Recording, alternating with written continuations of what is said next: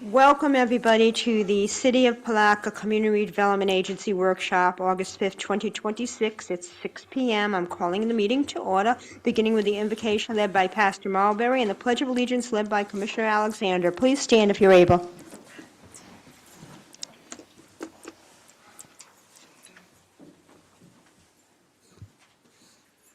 Let us pray. Father, again, we say thank you for your goodness towards us. We thank you, dear God, for your kindness.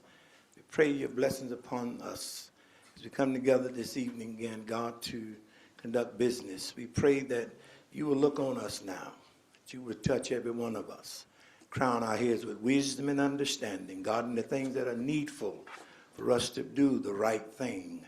We pray, God, that you will look on this city. You've blessed us, God, in a mighty way, and we say thank you. We ask your blessing upon this gathering on tonight. God, touch every one of us in this place as we have ears to hear. Let our hearts be in tune with what is necessary to move forward this city in the right direction. And we'll forever give you the praise, the glory, and the honor because it belongs to you. It is in Jesus' name we pray. Thank God. Amen. Amen. Thank you, Pastor Mulberry. Please join me in the pledge to our flag.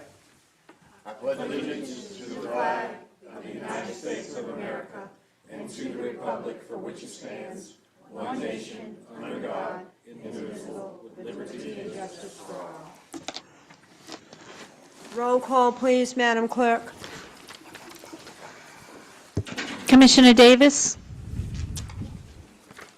She's here. She's there. Present. Thank you. Commissioner Campbell? Present. Commissioner Jones? Here. Commissioner Borum? Present. Commissioner Alexander? Present. Mr. Deputy? Mayor Carrera? Present. Thank you. We will move on to public comments. I do have a card here for Ms. Kitchens.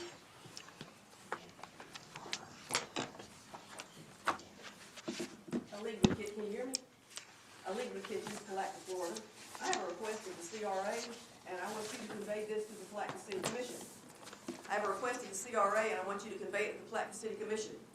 Under commission meetings, agenda items have comments under the item as it comes up on the item. Public comments, as you have stated for the past 50-odd years, various commissions, are not addressed under public comments, although they were at the previous meeting. But public comments are for things that are not on the agenda. Agenda items are the public is supposed to be allowed to speak. The attorney that gave you advice, that gave the city commission advice at the last meeting was in error. This is the city of Palaca. We don't give our public comments at the beginning of the meeting about agenda items. We come up during the agenda item when we're asked to come up and speak. And I would appreciate that if you would inform the city commission, and this is also for your edification. Remember, public comments are not for things that are on the agenda, but the public needs to be allowed to speak, and you need to convey that to the city commission and have them convey it to their acting attorney. Thank you very much. Thank you. Is there anybody else here for public comment? Seeing none, I'll close public comment, and Mr. Deputy has arrived. Note that for the record, please. Thank you. Just me. Ms. Ott, Workshop Regular Business 2026 Community Development Plan Update Draft Framework Workshop. And this is a workshop. Good evening, Mayor and Commissioners. The Community Redevelopment Agency is in the process of updating the 2021 Community Redevelopment Plan to establish the long-term vision and implementation strategy for the CRA. GAA consultants, represented by Tom and Claudio, are here to discuss the current draft, and this is just a workshop, so this is to provide feedback and information from the CRA board that will be used in the redevelopment plan as we complete that and work on the final draft. This is Tom and Claudia from GAI. Thank you. Good evening. Thank you for having us today. We do have a first. Sorry. Could you please just give your full name for the record? Yes, my full name is Claudia Ray, and I'm with GI Consultants. Thank you. Sorry about that. So I'm here to kind of present to you guys. Last time that I was here, we basically said we're kicking off this project The only kind of slide that we had and gave you, it was a timeline of the process, and that was pretty much it. So this is a very comprehensive presentation of what we've done since we saw you guys last time. So that's why I wanted to kind of give you guys a printed copy for you guys to take notes. The city clerk has a copy of that, but it is a workshop. So I have several different sections, if we can go on the table of content. So the first one, we're going to give an overview of the CRA and the background. Then we will have a brief summary of your 2021 CRA plan. Then the next section is, our plan process and where we are so far. We did review a few of your previous plans and reports completed in the past 5 years, so we have a slide of that with some of the summary. We did a comprehensive kind of parcel analysis and inventory and mapping, so that has that section of that, and includes a little bit of some of the demographic information. We had some stakeholder meetings, so we have a very high-level summary of that.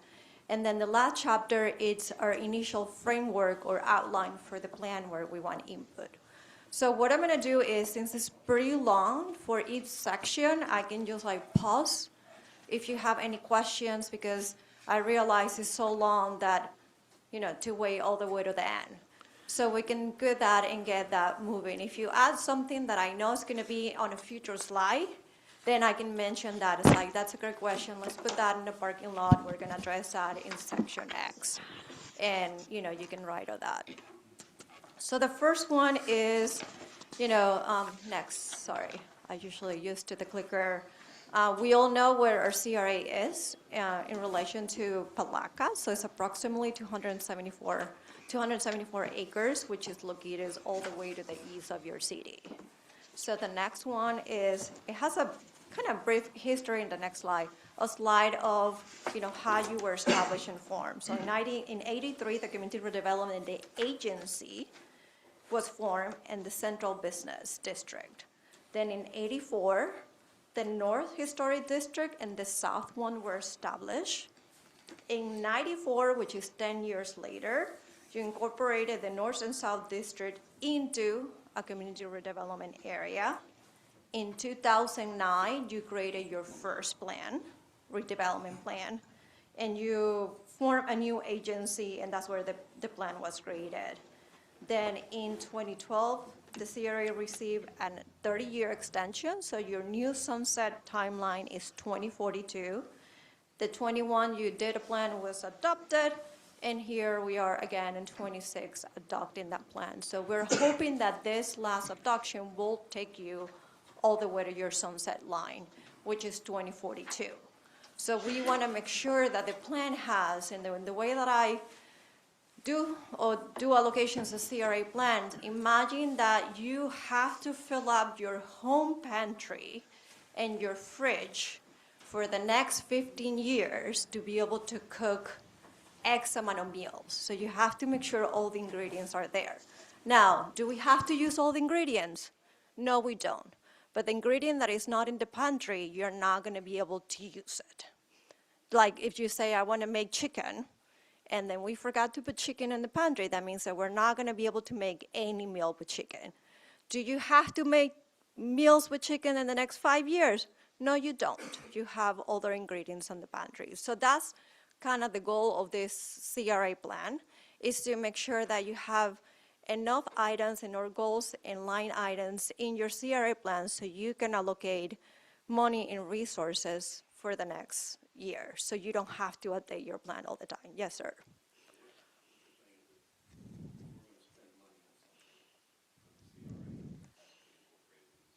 Yes, to allocate. It doesn't have to be, go ahead, Nicole. It doesn't have to be super explicit. For example, we can say streetscape improvements. I don't have to tell you which streets, which intersection. It can be very broad and general. And then every year you decide what do you have to do. But it has to have we have to put in home remodelings.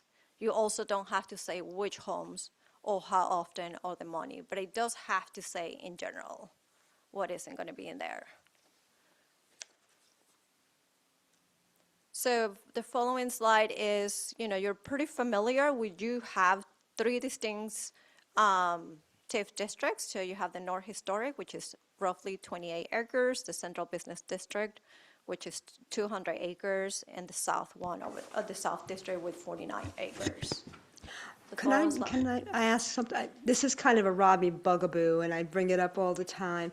The boundaries for the historic districts are different than the TIF boundaries. Yeah, And I that's- think for people's clarity, it'd be better to refer to the TIF districts as the South TIF, North TIF, Central TIF. Okay. Instead of putting the word historic, because those boundaries are different. It is a source of confusion in the community. I know I bring it up again and again, but I think it will be helpful for people to understand it and take the historic out. Just put South TIF district and North TIF district.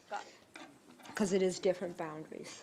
Yeah, so the following slides, we actually have the boundaries in there. So you have the light yellow on the south, which is the South Historic District, the one in the north. And then right now, I know it's not kind of formally, but now you have a main street. And the reason, Mezamez, okay, yeah, somewhat. Go ahead. yes, sir. I have a question on what you're showing as the Main Street boundary. Makes no sense to me whatsoever, because that's not the Main Street boundary. Okay, so let me So- double check with staff and make sure that we have it. We also don't have to show it. Okay. I think right now it's best not to show it. We have a very floundering, I'm not going to go into the specifics, floundering Main Street program. So I think at this point, until it really comes to fruition, it's best to leave it out. Well, we're talking about forecasting, though. If you're forecasting, you don't want to leave them out. Leave it Well, out. do you, again, It doesn't have to be on a CRA plan. I But mean, if we this is don't just have it in the general pantry, information.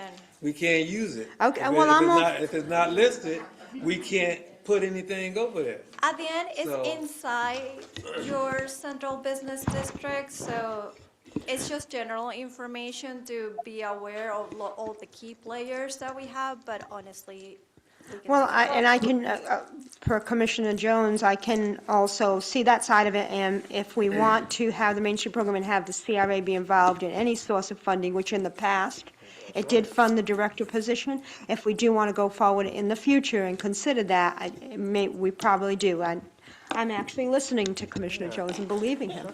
All right, we're still gonna. Mayor? We're still Yes. gonna double check. Go ahead, the yeah. boundaries. Okay, thank you. Commissioner Davis, yes? I'm sorry. Yeah, I'd like some clarification on this slide. It is confusing to me. And it goes back to what you just said, Mayor, that we interchange terms that are confusing. And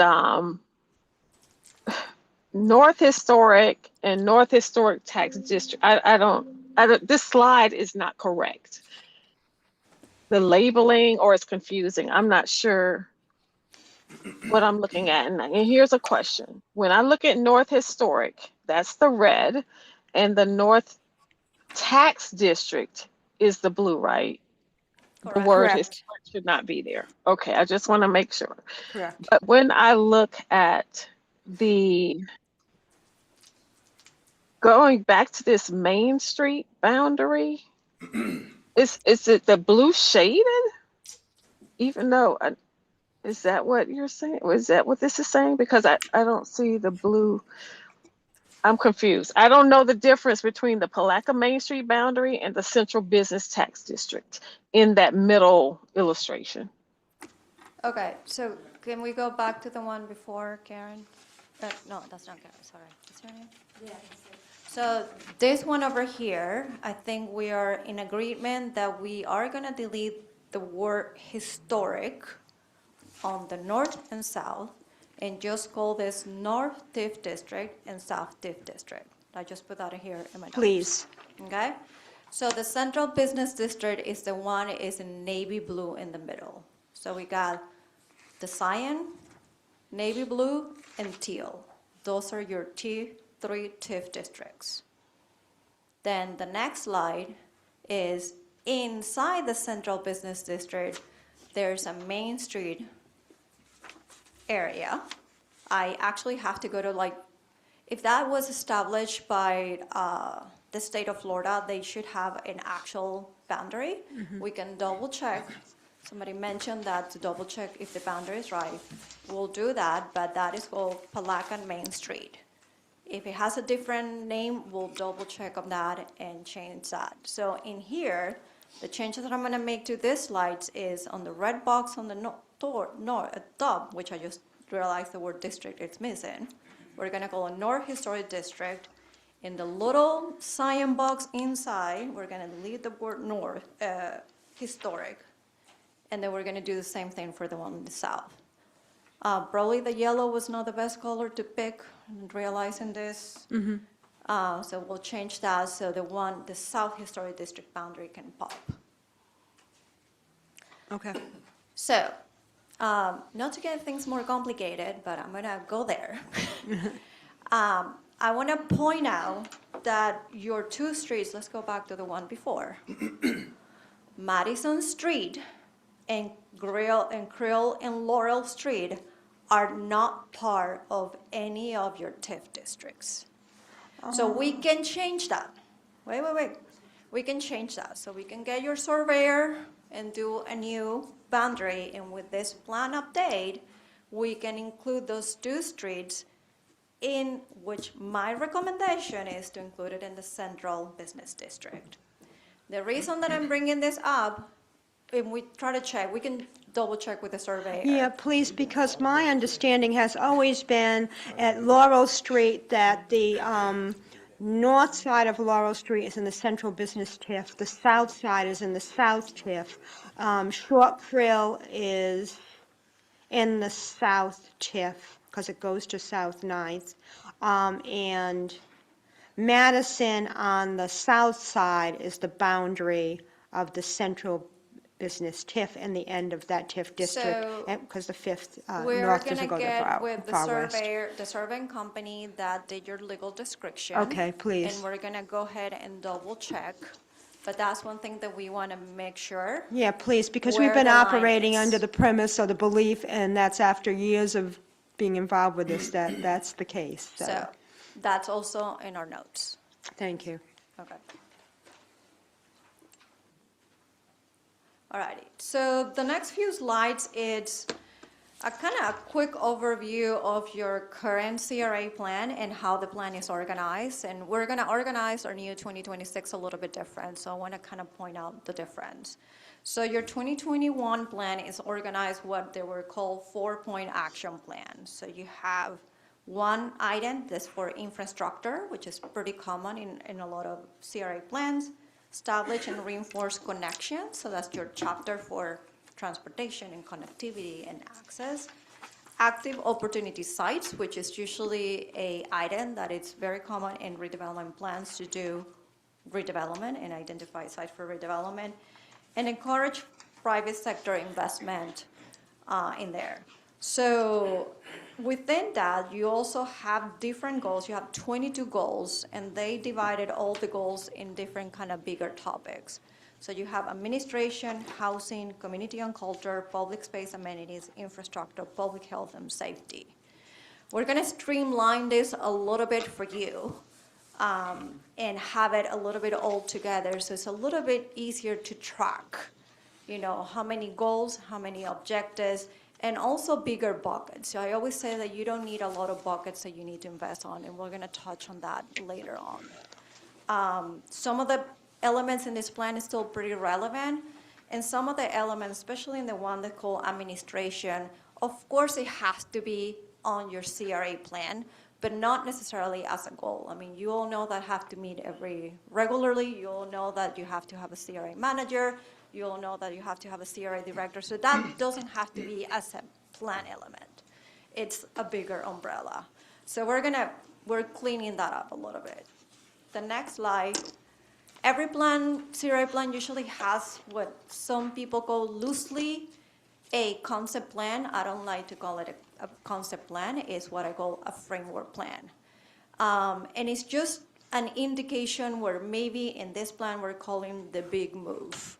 Okay, we like to tell CRAs, the CRA boards and the staff, you know, there's so many things that you can do, first of all, with the TIF in your revenue for X amount of time, But then what we like to probably highlight, if I'm saying you need intersection improvements, I honestly don't need to map every intersection in the CRA.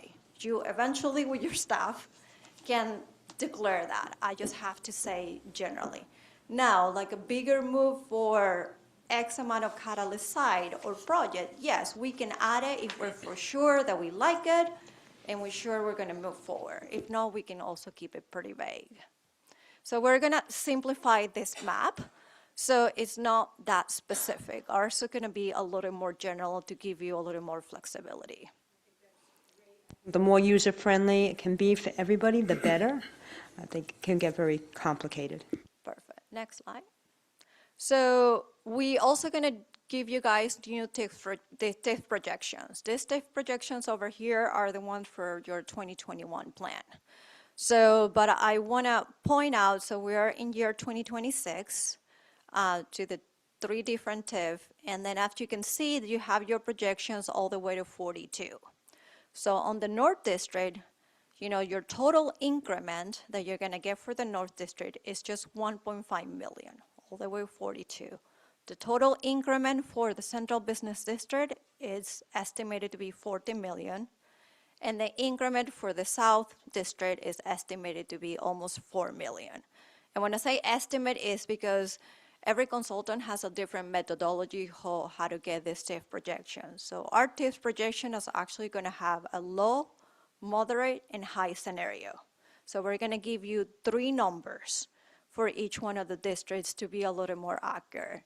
And it will be our best estimation. So sometimes we are off. We're off by $100,000. We're never off by more than that. So it's gonna have a margin of error, but every year, of course, your finance department is gonna give you the right number.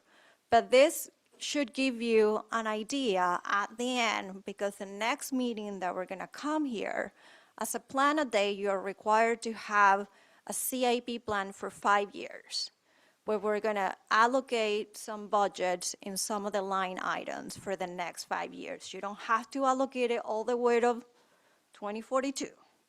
Is that, but then this will help inform, you know, where and which basket we're gonna put some of our money. So the next slide, and this is just a slide, and I just gonna point out that some of the accomplishments, so since we joined and Nicole has helped me with this list, some of the stuff that you've done since 2021. So in terms of infrastructure and improvements, you have a potable water and sanitary sewer improvements that is ongoing. You have some building grants that is ongoing. In terms of reinforced connection, and these 4 topics on the top, I'm gonna, since you guys have a copy, are the same 4 points are here. Because when you report back to the state, you have to go back to your 4 points and tell the state what you're doing for each one of them. So any accomplishment, any projects have to be under those 4 buckets. So San Jose's lighting improvements, San Jose streetscape, Oak Street streetscape, there's active opportunity sites, so there's building demolitions to address code violation, the Tillman House renovation, the Gateway redevelopment project that is in process, the Belton property acquisition, and the Philip Randall Regional Multimodal Transportation Hub is in process. Nicole, correct me, and Ron, there's a mistake in the last bullet, or we're good? Building improvements cost share grant program, and the last one. Okay. Okay.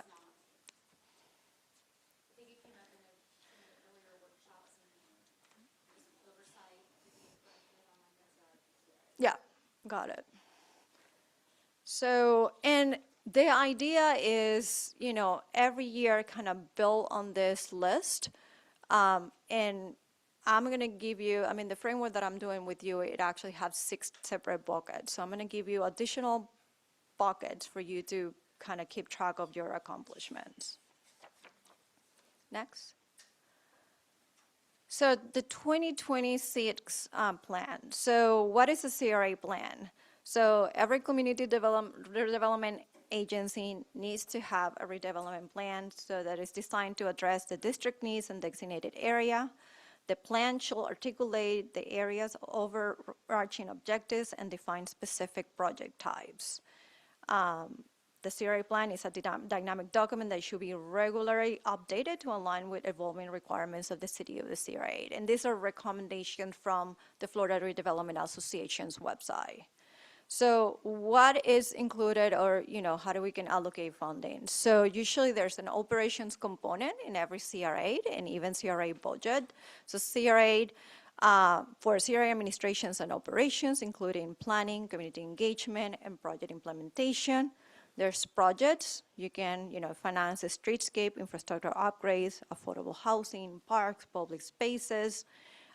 Mainly your CRA, this is why it was founded, to fight blight. Blight is the #1 topic why this is created. So everything that we do, if we have to put something on the top of the list, is blight, comfort, and safety in there, and everything follows under that. Yes, sir. Excuse me, sorry. One of the components of blight is identifying them and using code enforcement to enforce people bringing up their properties to compliance, right? Is there a component, I can ask the code this, component when it deals with blight to actually help revitalize those areas, okay? And when I ask that question, we have revitalization efforts all over the town, but I haven't seen actually where we actually put dollars into other areas other than like the St. John streetscape and stuff like that. We start talking about Main Street, and that's why I was like, hold on, let's not forget Main Street, like you said you was going to delete it. But those are some streetscape opportunities there and other areas where blight exists, and with this is being a component, I haven't seen the other half of getting rid of blight. So it's almost like there was a weed and seed program. So what they did is take out all the weeds, but they forgot to seed positive things in the areas. So I don't want to get lost with doing that. Okay. Because we have a lot of concrete in other areas of the town where we did the weeding, Yeah. but didn't do any seeding. So So- I want a component that actually address So, beautifying those areas. Once we eradicate the blight, we did something to beautify it, like a better term. That makes So- sense? it is my understanding that you guys have a building improvement grants, okay? So it's a general building improvement grants. Then, if we need more language on it, on chapter 4 later on, when we talk about preserve historic neighborhoods and housing, we can put a little more of that language in there if it's needed too. So we'll get that in, that's the last section of the thing. But can you hold your thought for that so we can read? Okay.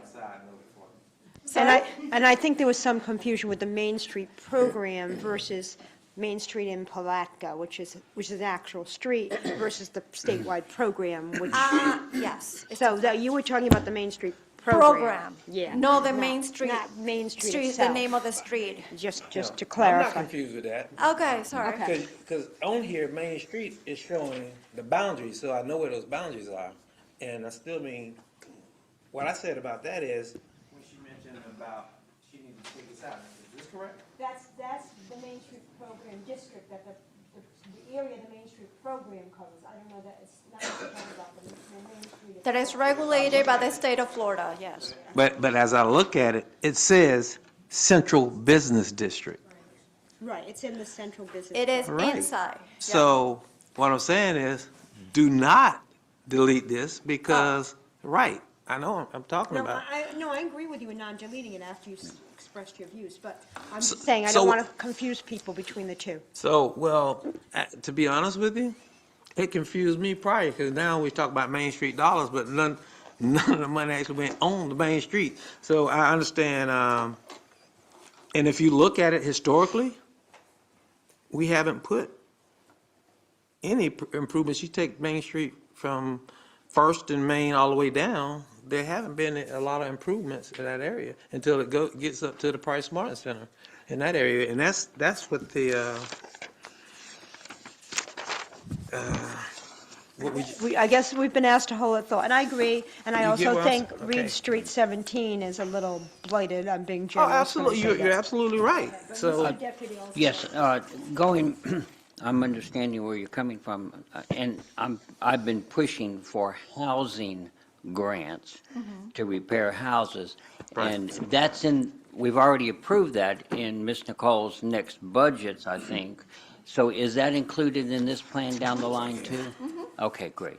Then that takes care of some of what we're And we'll let talking you keep about. going, otherwise- Yes, Okay. thank you. Just making sure we're And on then the we'll page. address improvements on the street called Main Street. I want to now make the difference.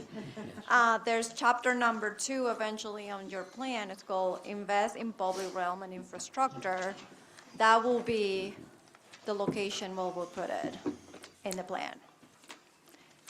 Okay, generally for now, we're not in the meeting yet to say which streets we're gonna improve first, second, and third. I'm not there yet.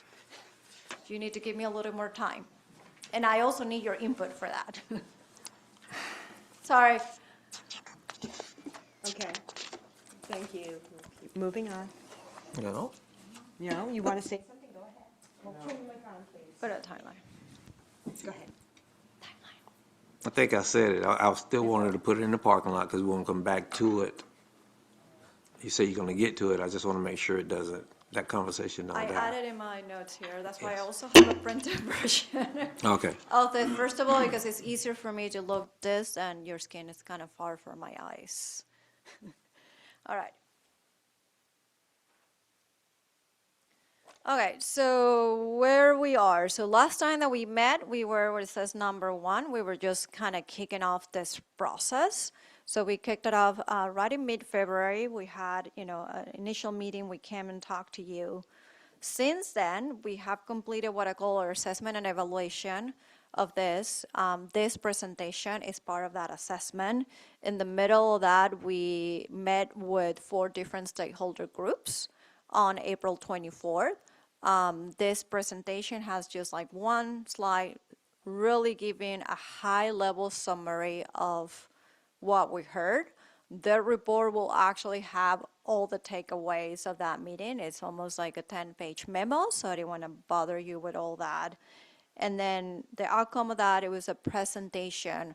Also, I wanted to let you know that all the maps that you're going to be seeing here in the presentations are being delivered to you guys digital in a form called Story Map, which is Esri Online. So Esri is the platform that the county uses to create all the data and information. So you rely a lot on the county to produce all those maps for you.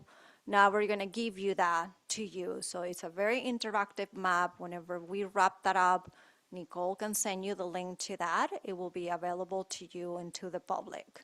So you're going to be able to zoom in and out. So it won't just be a plan or kind of set of documents or it's going to stay in a page.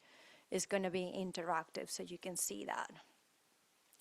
Then we are here, CRA Board Workshop number 1, where we're doing assessment and evaluation and the plan outline. Since we were planning to have this meeting actually a little bit before, maybe it was like June, we've been postponed. We go ahead and the one that says outline of the draft plan, we already kind of completed that and move it ahead so we can present that to you today and get input. So the idea is to get that input from you guys on the draft outline and the elements that you want to see in the goals or each one of these new buckets and all the ingredients that we want to put in our pantry. And then after we gather your input and the staff and the leadership will write the plan for you. And then probably our next meeting will be you guys going to have a document, a draft document, which I'm going to go ahead and present. And in that document is we can get a little more down into the weeds, what do we want to do in the next 5 years to put it in the plan. I also going to tell you, even if we put it in the CRA plan, this plan needs to be approved.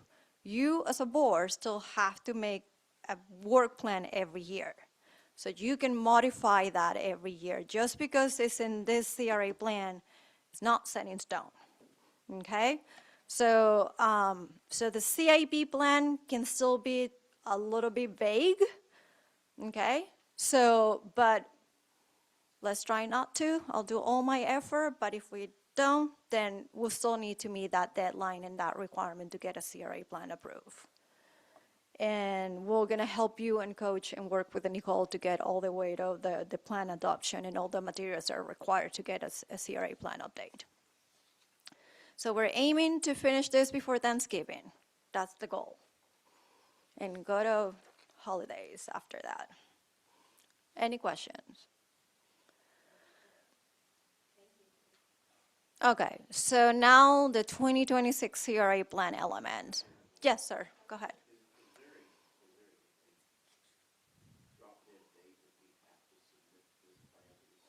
No. No. It's usually internally, if we're like, you already passed your budget season, so it's usually a lot of municipalities needed to have it before budget, so they're just using their most up-to-date for that budget. But since we're already past that, no.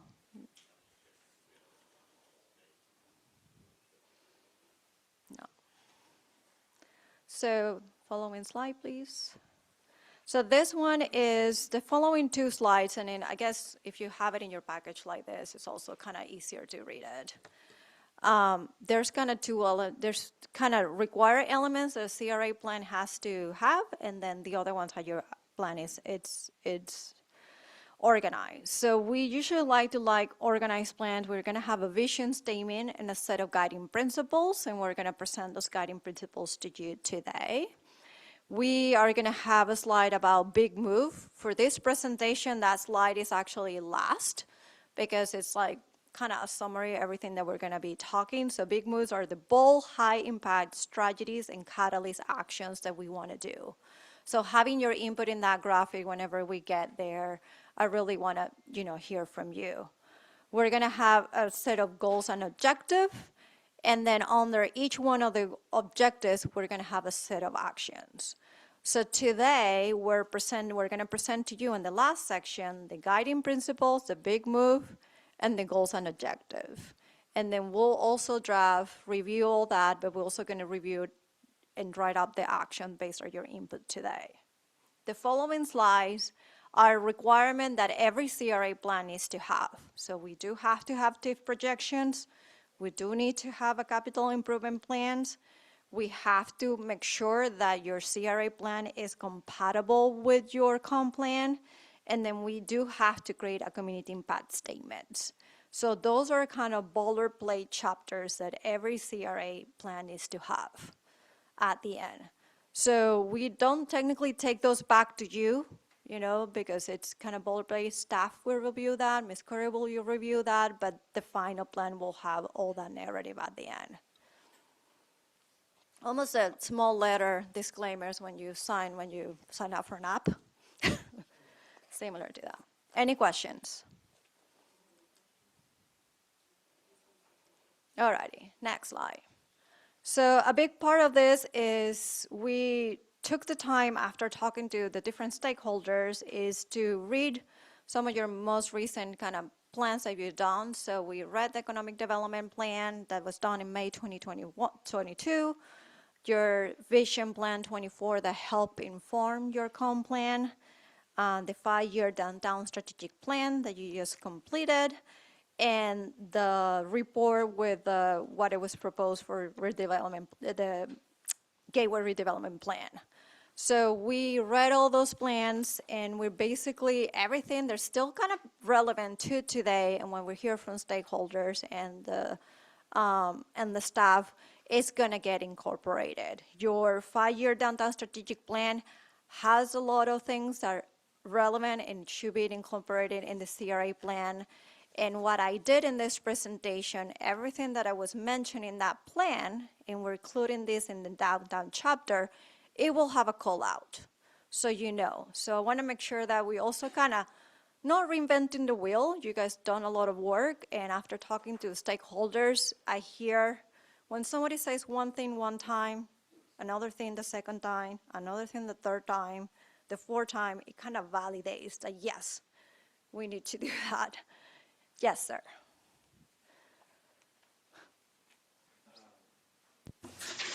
As I look at this, and if I was new to the city, and I'm looking at this plan, so I look at from 22, 24, 25, and 26, they have a common theme. What, could you tell me, I'm looking at the same page, what would it be if you're saying, well, we're talking about redeveloping Palaca in the redevelopment plan? All of these pictures capture one area, and it really don't capture redeveloping the city of Palaca. You could really name this, I'm probably gonna catch flack, but it's redeveloping downtown. And there's other CRA districts, and and I know stakeholders, they are probably, and it said big moves, and there's the big stakeholders. But I have to be considerate of some places that are not receiving the attention I feel that they need to receive. And those are some of the areas that's just been neglected, and they have some funds, as we saw, and we need to also have that plan. So I would just like, just for optics, if it's just for optics, Nicole, if you could take this as just constructive, include some of those things. Because if I look at it, and I was a stranger, I mean, every photo up here, I don't know, Commissioner, I want y'all, I mean, I've seen it. if I'm, I mean, I don't want to say, So what you're saying is being more inclusive of the other areas of I'm life. saying it's just the central business district. absolutely, you see it. It goes all the way to That's what 11th the Street. photos are. Yes, if we're talking about the photos. Right, yeah. so I think that when you start, people can receive it more, and then feel that they're included in this plan as well. Yeah. And I'm a commissioner, I'm sitting up here and I'm feeling that way. So I want well, other people won't say it, but I'm gonna say it because I think it'll be digestible and palatable for others to join in if they at least feel that they're included. So inclusion. Yeah, so it's funny because I'm obsessed with postcards. You know, I'm a city planner, I'm an urban designer, so every place that I go and visit, I buy a postcard and go to the stores when you have your bracket. And it's the same comment that I have when I travel to see, so what is our CRA postcard? You know, how do we then redraw that to be more exclusive? Because right now we're only seeing one picture.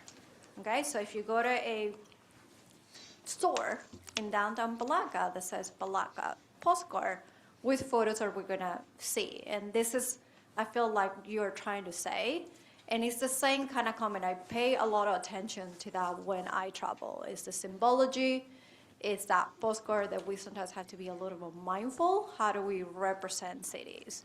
So we'll keep that in mind. This presentation has a lot of words and no pictures. The final plan, hopefully, will have more pictures to illustrate that diversity, and I will keep that in mind. Transportation hub, that could be included. That's also, you know, let's say Palaca Gateway redevelopment, include that. That's part of it.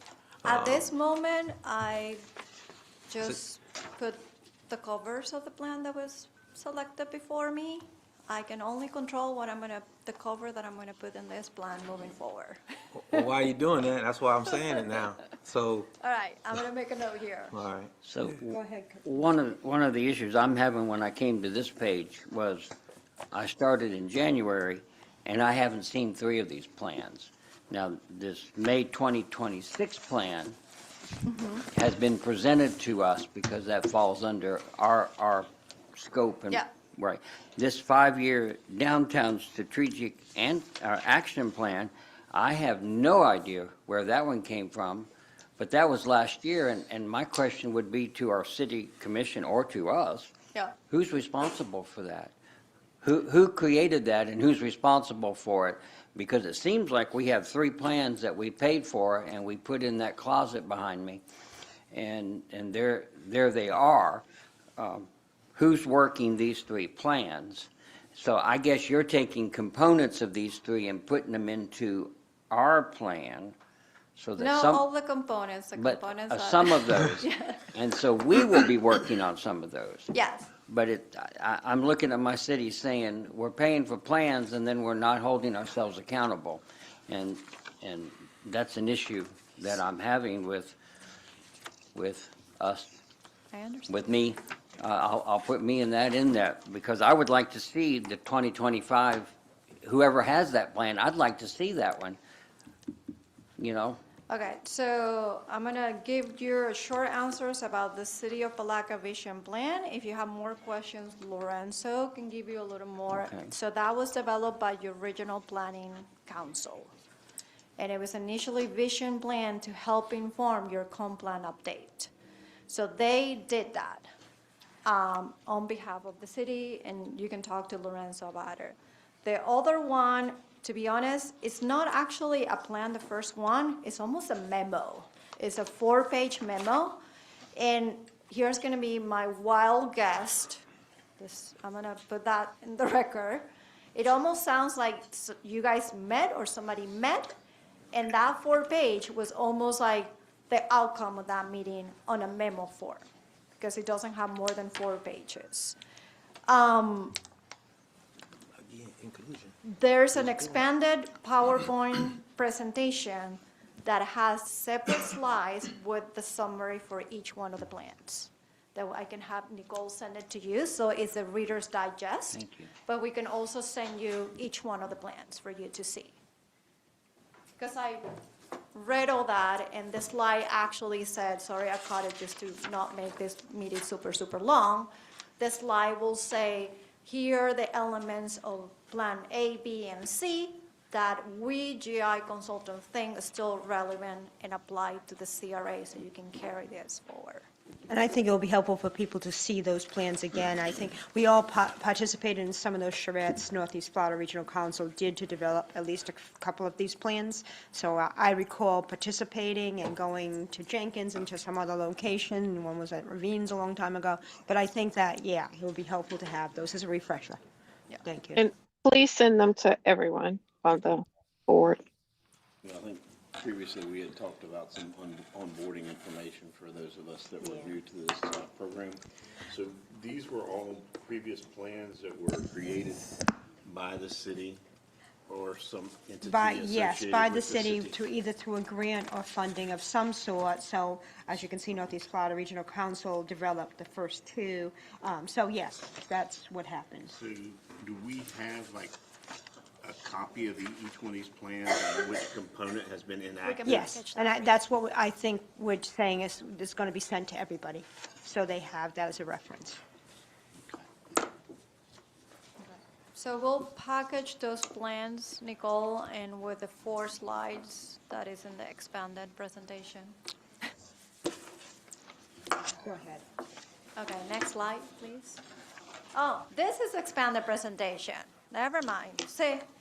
So it's not in the package that you have. So I'm just gonna breeze through this. So what we did is we read each one of the plans, and then we put plan elements relevant to what we think you can still include in your CRA plan. Because I read all these plans, I listened to a lot of stakeholders, and when I see, like I say, one person saying one thing one time, 2 times, when it hits the 3 time, it means that we need to pay attention to that element. So those are those lists, and that's how I build plans. I listen to the people, I listen to the staff, I listen to you guys. I read everything that you've done before, put it in a beautiful blender, and make a beautiful cake or pizza, whatever you want to call it, that is digestible and read it. So I'm not going to go through all this. We'll have you so you can read it along with the plans, so you're not seeing this in a vacuum, because I feel like you have to read the plan first and then read these bullets after. Next. So it will have each one of them like that. So this was part of our due diligence too. No one? There's 4, so you have to go. That one. So this is the plan that you recently completed, and honestly, a lot of the stuff that is written here, I know it's called 5-year plan. I can also see being this a 10-year plan. still pretty relevant, and the CRA plan should have a lot of this language in there. Next. So that was just 2 slides, because it's more information. Actually, 3 slides, sorry about that. And then this one, it was just general information. I mean, in a redevelopment plan, we do need to identify possible redevelopment opportunities. And then this is one that was being identified. We'll just mention that in the CRA plan. We can put it in the appendix, but also it's something that it will be moving forward eventually.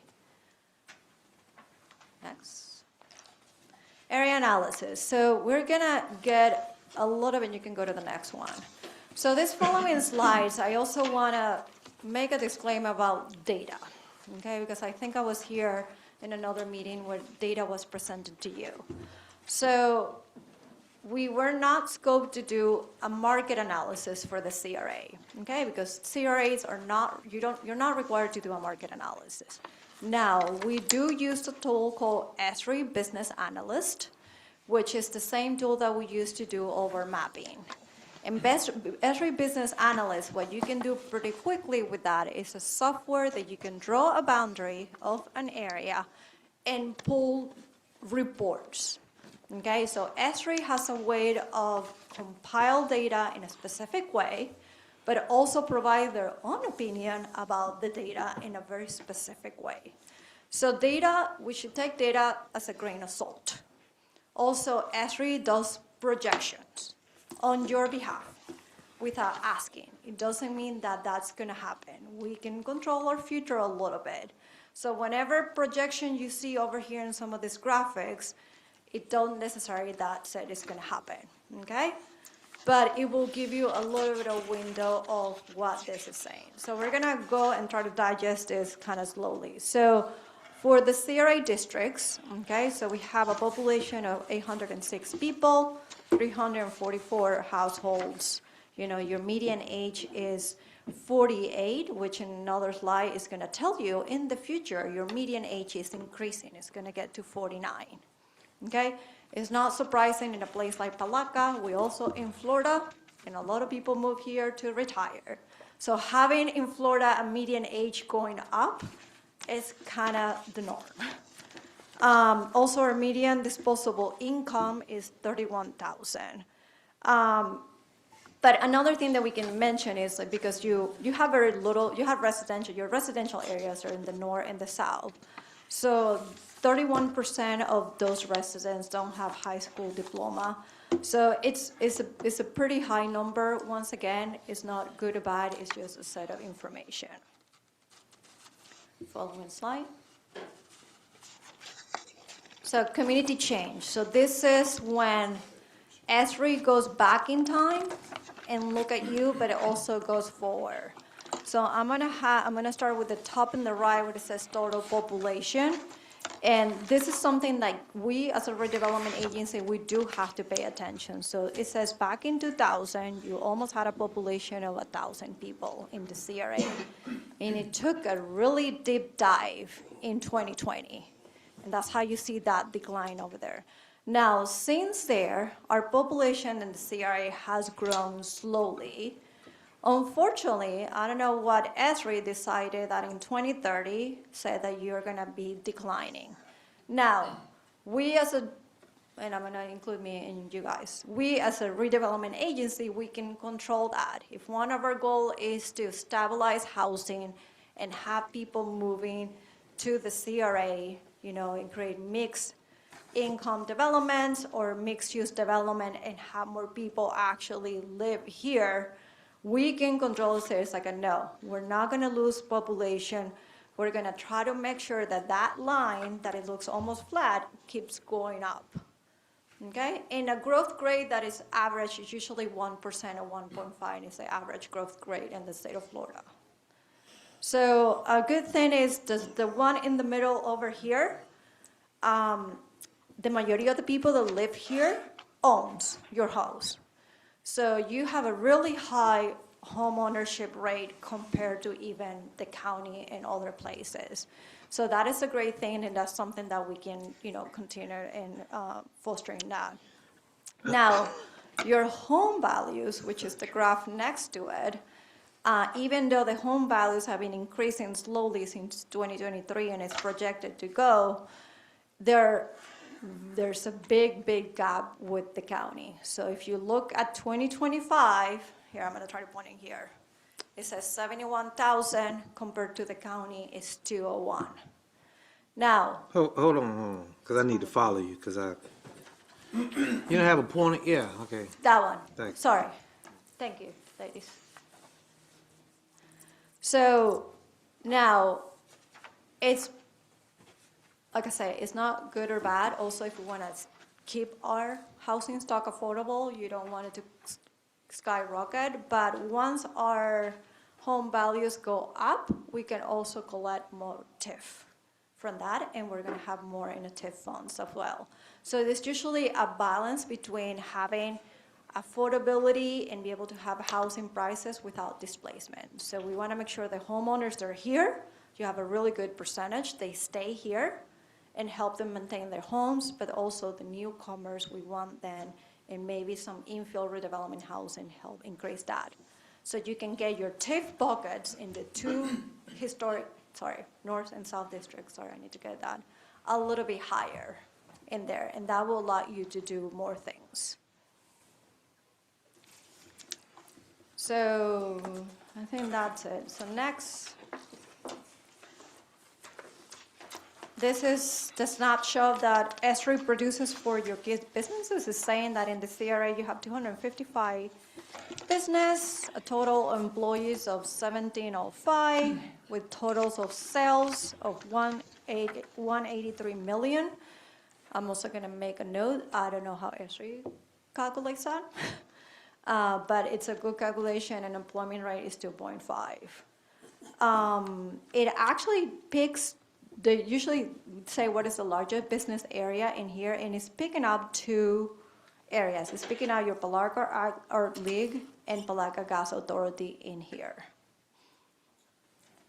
The next. No, this data can't be right. Okay. The largest business in the area is Palaca Art League? And they do it by probably the revenue and number of employees. Well, they don't have any, it's a nonprofit. That's It's a it, yeah. nonprofit. Okay, That doesn't make any sense. 153 million And having a sounds a business, little high. there's some of us that do have business downtown. I'm gonna take that out. Doesn't make any sense.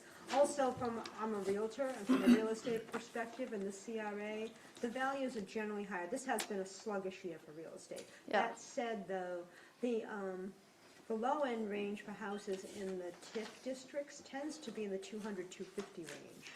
That's at the low end. And if you're right Yeah. facing the river, it's obviously higher. But this data just seems a bit off to me, and I don't have exact data with me, but it's definitely not right. Well, It's a lot off. I agree, because when we say the Art League has a nonprofit, I mean, if we're going to do nonprofits, then the churches are the biggest businesses Yeah. downtown. But then we go down to the next page, arts and entertainment, it says 0 in the labor force. Well, Yeah. the page before it says 100.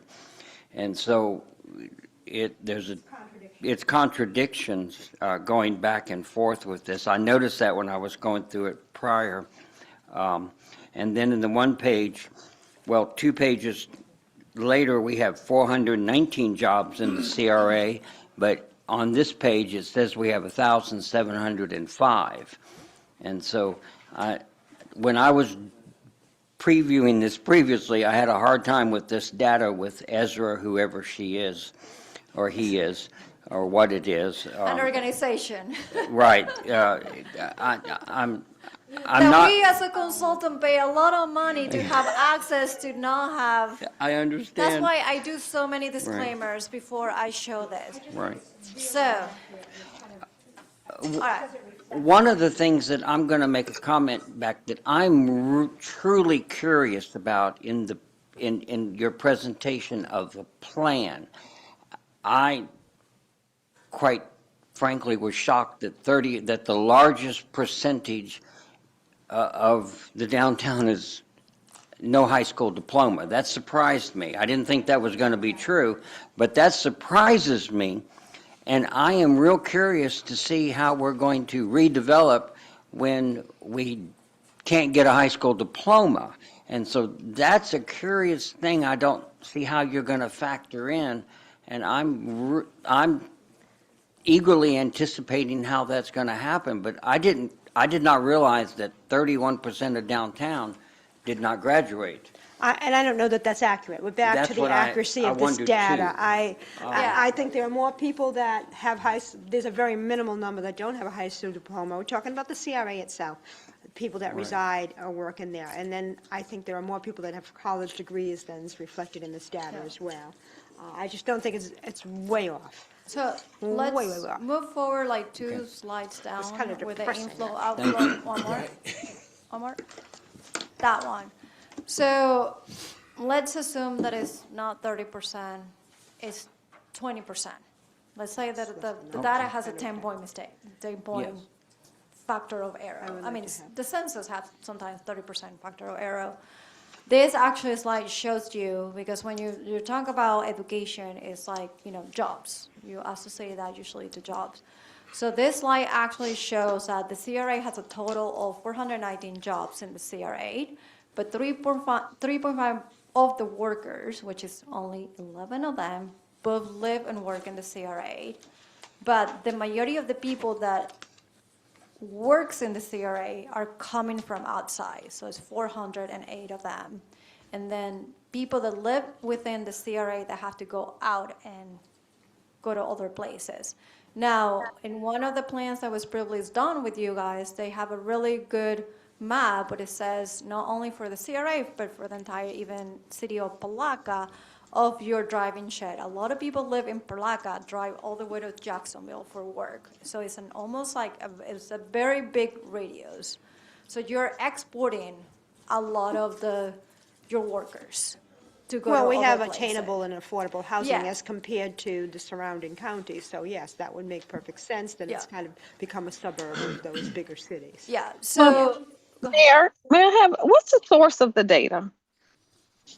It's, this one over here is the census. It's a 21 census Bureau, 2023. 2023. This is why I can't read. I mean, yeah, and I'm sorry, let me ask a different question.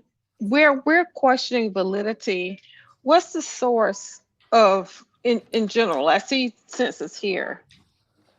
You said you pay a lot for, it's fine. You pay a lot for data, but where are you sourcing that data from when you made that So comment? the first slides that may have Mhm. some Do you have- inaccurate data, which I kind of warned at the beginning, but it's still a lot for, it's a called Esri. So Okay. it's a platform that we have, and each one of the slides have the logo, or Esri also grabs information from a lot of places, but they don't grab Okay. information from CoStar, for example. Right, and so as a Okay. realtor, I'm telling you that data is So not accurate. we don't. When we do a customized market analysis from municipalities, we do go to the main source, and Okay. we do the analysis and methodologies ourselves. So- This is like pre-cook. Okay, okay. That So it's sometimes going to be is updated and raw. corrected, more accurate. Let's put it Yes. that way. Okay, can I finish my question, please? Yes, sir. Okay, so the point I really want to make is this typical? You said you do this a lot, because this data is really concerning me. So We're questioning everything. So yeah, how do you validate it? I don't. I mean, if you say it is wrong, it's wrong. Usually is the bigger the city is, so let's say the city of Orlando, the city of Miami, the city of Jacksonville, usually platform for that like this spend more time on evaluating bigger regions than a smaller place like Palaca. So Okay. we tend to find a lot of mistakes in smaller municipalities Okay. because the data is not as available as at other places.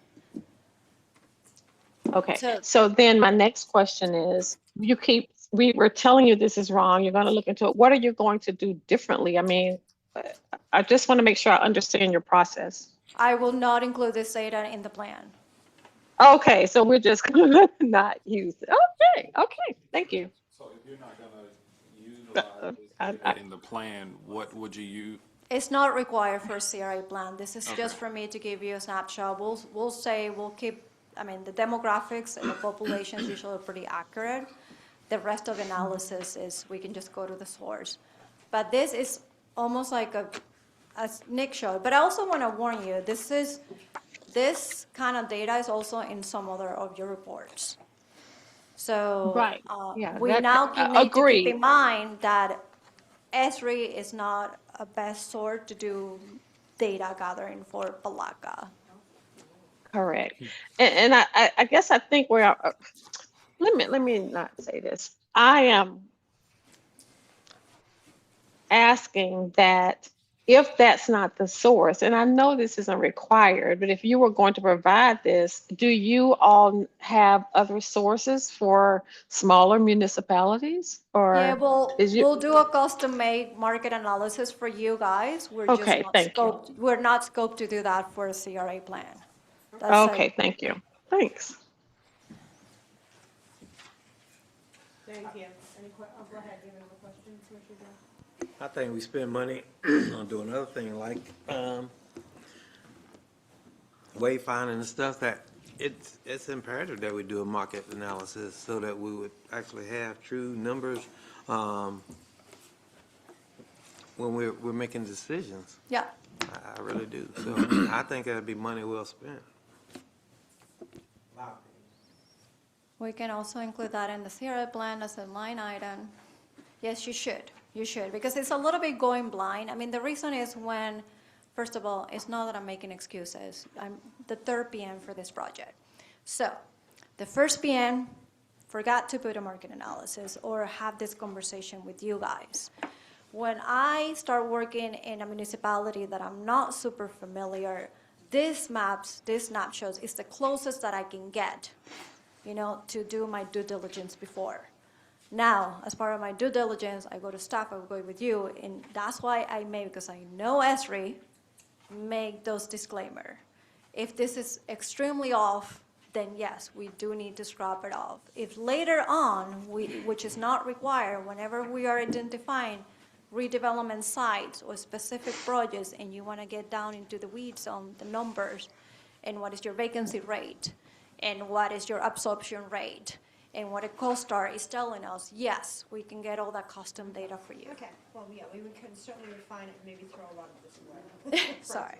All right, let's move forward. Let's go ahead and skip the data slide for now. Go to the next one. Okay, so mapping. Okay, so a lot of the mapping, this is just basically about just to show you in general, a lot of this data, let's go back to data. A lot of your GIS and mapping data that we're getting is from the county, okay? So Lorenzo or Nicole, every time that they want to do a map, they have to reach out to the county.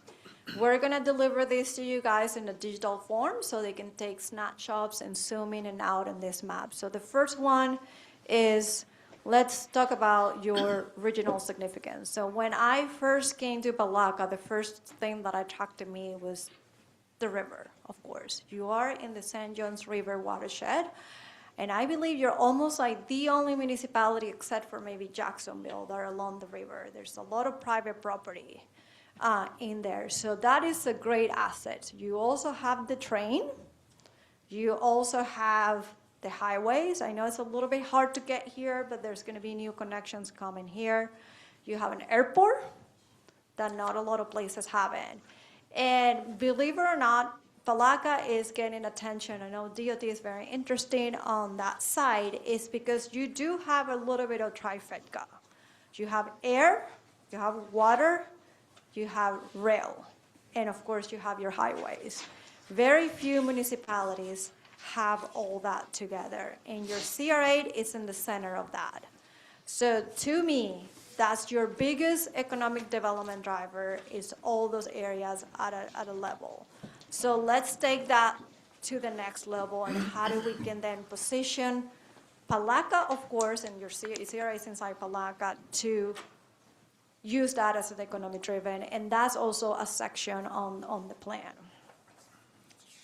And you also have trails. The next one is, hold on, flood. I'm gonna also say about data and flood data. So FEMA determines 100-year flood plans. FEMA lines can be changed. And I found it a little suspicion when you zoom in this plan, your 5-year 100 plan, your flood plan in everything but Palaca goes inside a lot. So me personally questioning a little bit, okay, this one, the great thing about this, if you have a property, you're not gonna be required to have flood insurance, which is great, let's leave it. But I think you are a storm or two away to get very hit. So like Milton and Helene got hit, the Sanpete, Pinellas County, Jacksonville gets here. So let's think about a little more resilience. I know that you guys are doing a resilience plan right now, but just because the line stays in the river doesn't mean the water is not gonna come in when a hurricane comes, okay? So I think you have it into your advantage right now in terms of redevelopment, but let's keep an eye on that. Next. So of course, this is nothing, so we had an inventory of every historic structure on your district. So this map is great. Whenever you got the digital version, you're gonna be able to zoom in each one of the dots, click on it, and see the parcel data for all these historic districts and historic properties. So it is a lot of that. I think, here, let me read my small letter. You have 456 structures inside, which is nearly 75% of your residential property. So it's pretty significant. So all the water, the river, the air, the rail, and your historic properties is what you have. Next slide. We also did an inventory, and this data is based out of your parcel data provided by the county. Okay, so the county only updates the parcel data once a year. Okay, so when we pull the data, if it's a little bit outdated, we just have to wait for the next year.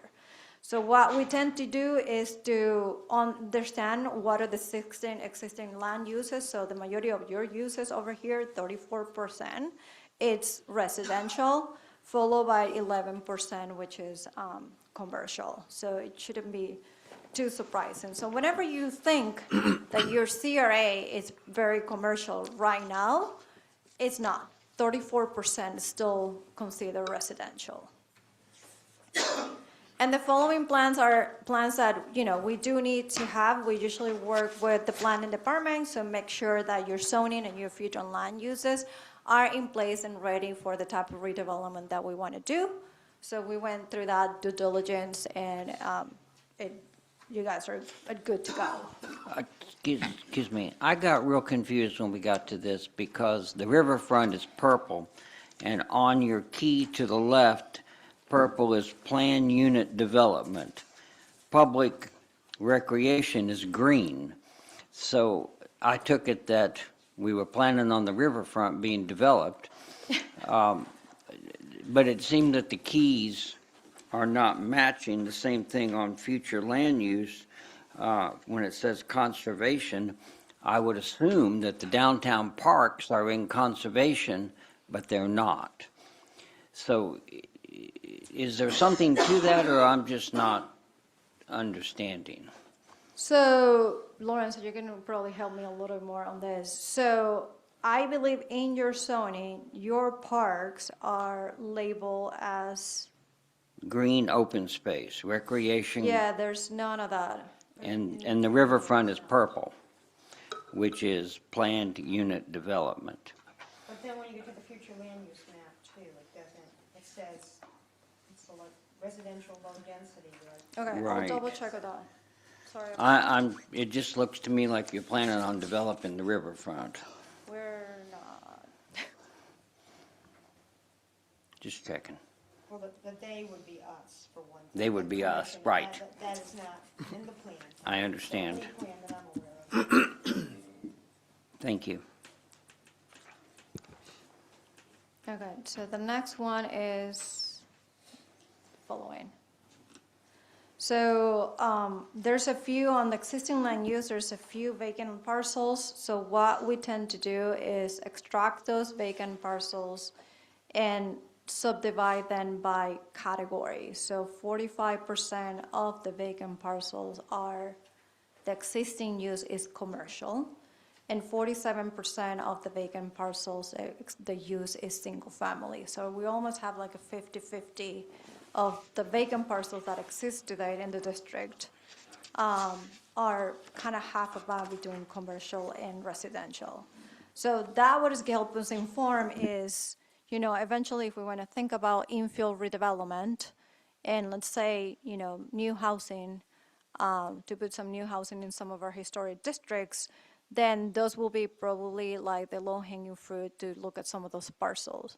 Now, whatever we redevelop, it needs to go by the zone. You have to respect your historic preservation guidelines, et cetera, but that will be a good way to start looking or keep tracking some of those land. And so when we actually get the plan itself, the draft plan, they use maps to be corrected because honestly, people get upset. Yeah. If they see that any mention of a PUD on the original top, that would all send people over the detail. Yes. Yes.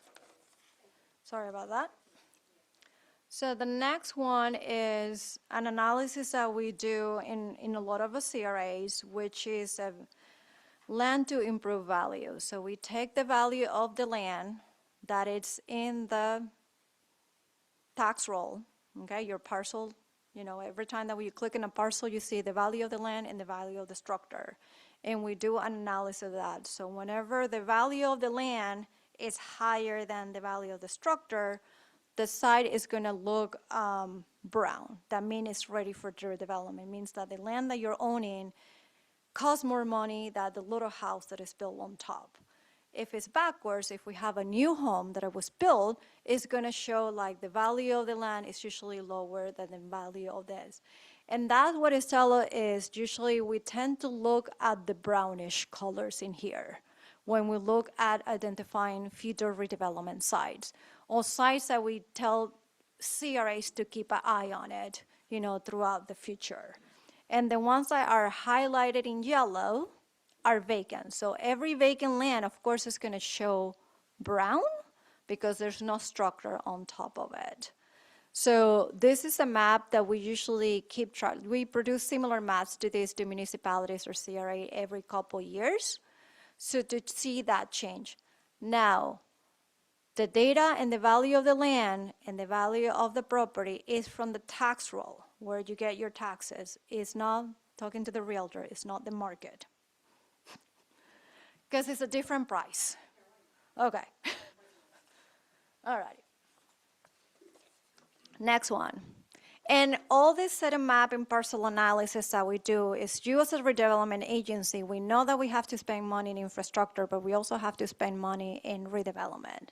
So these are a little bit of X-rays to give you guys some data and some information to make informed decisions or just to keep or looking for what's going on. So another things that we tend to look is, land that is owned by the county or the city. So of course you own all the parks. That's what you see in green. There's the pink one is a post office.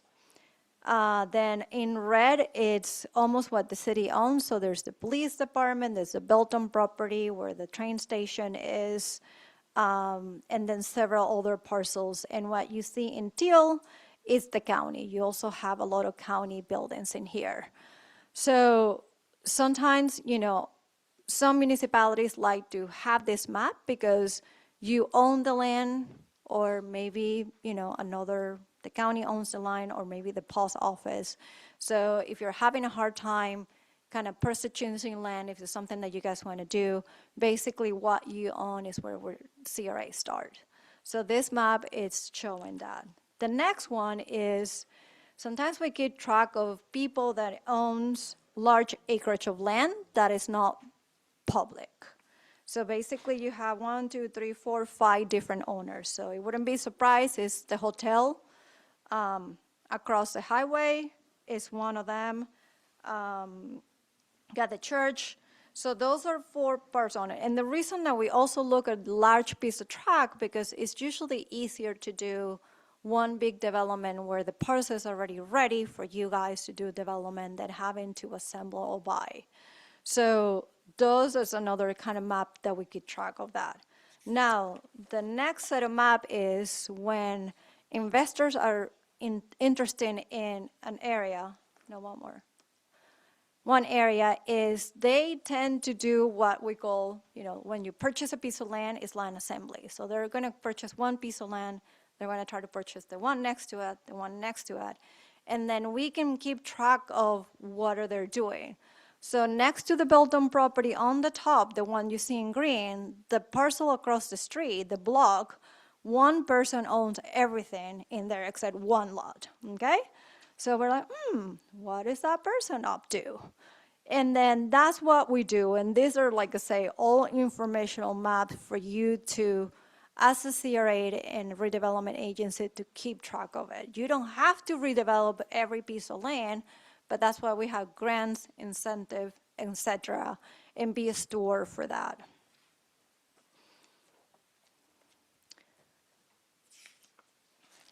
And this last set of map, I'm 100% sure they're accurate. Now I have to make that disclaimer. Any questions? All right. Stakeholders. This is only 2 slides. So we had stakeholder meetings on April 24. We met with 3 different groups. Sorry, I think I said 4 before. Local and business organization, the City of Palaca, department staff, and regional organizations.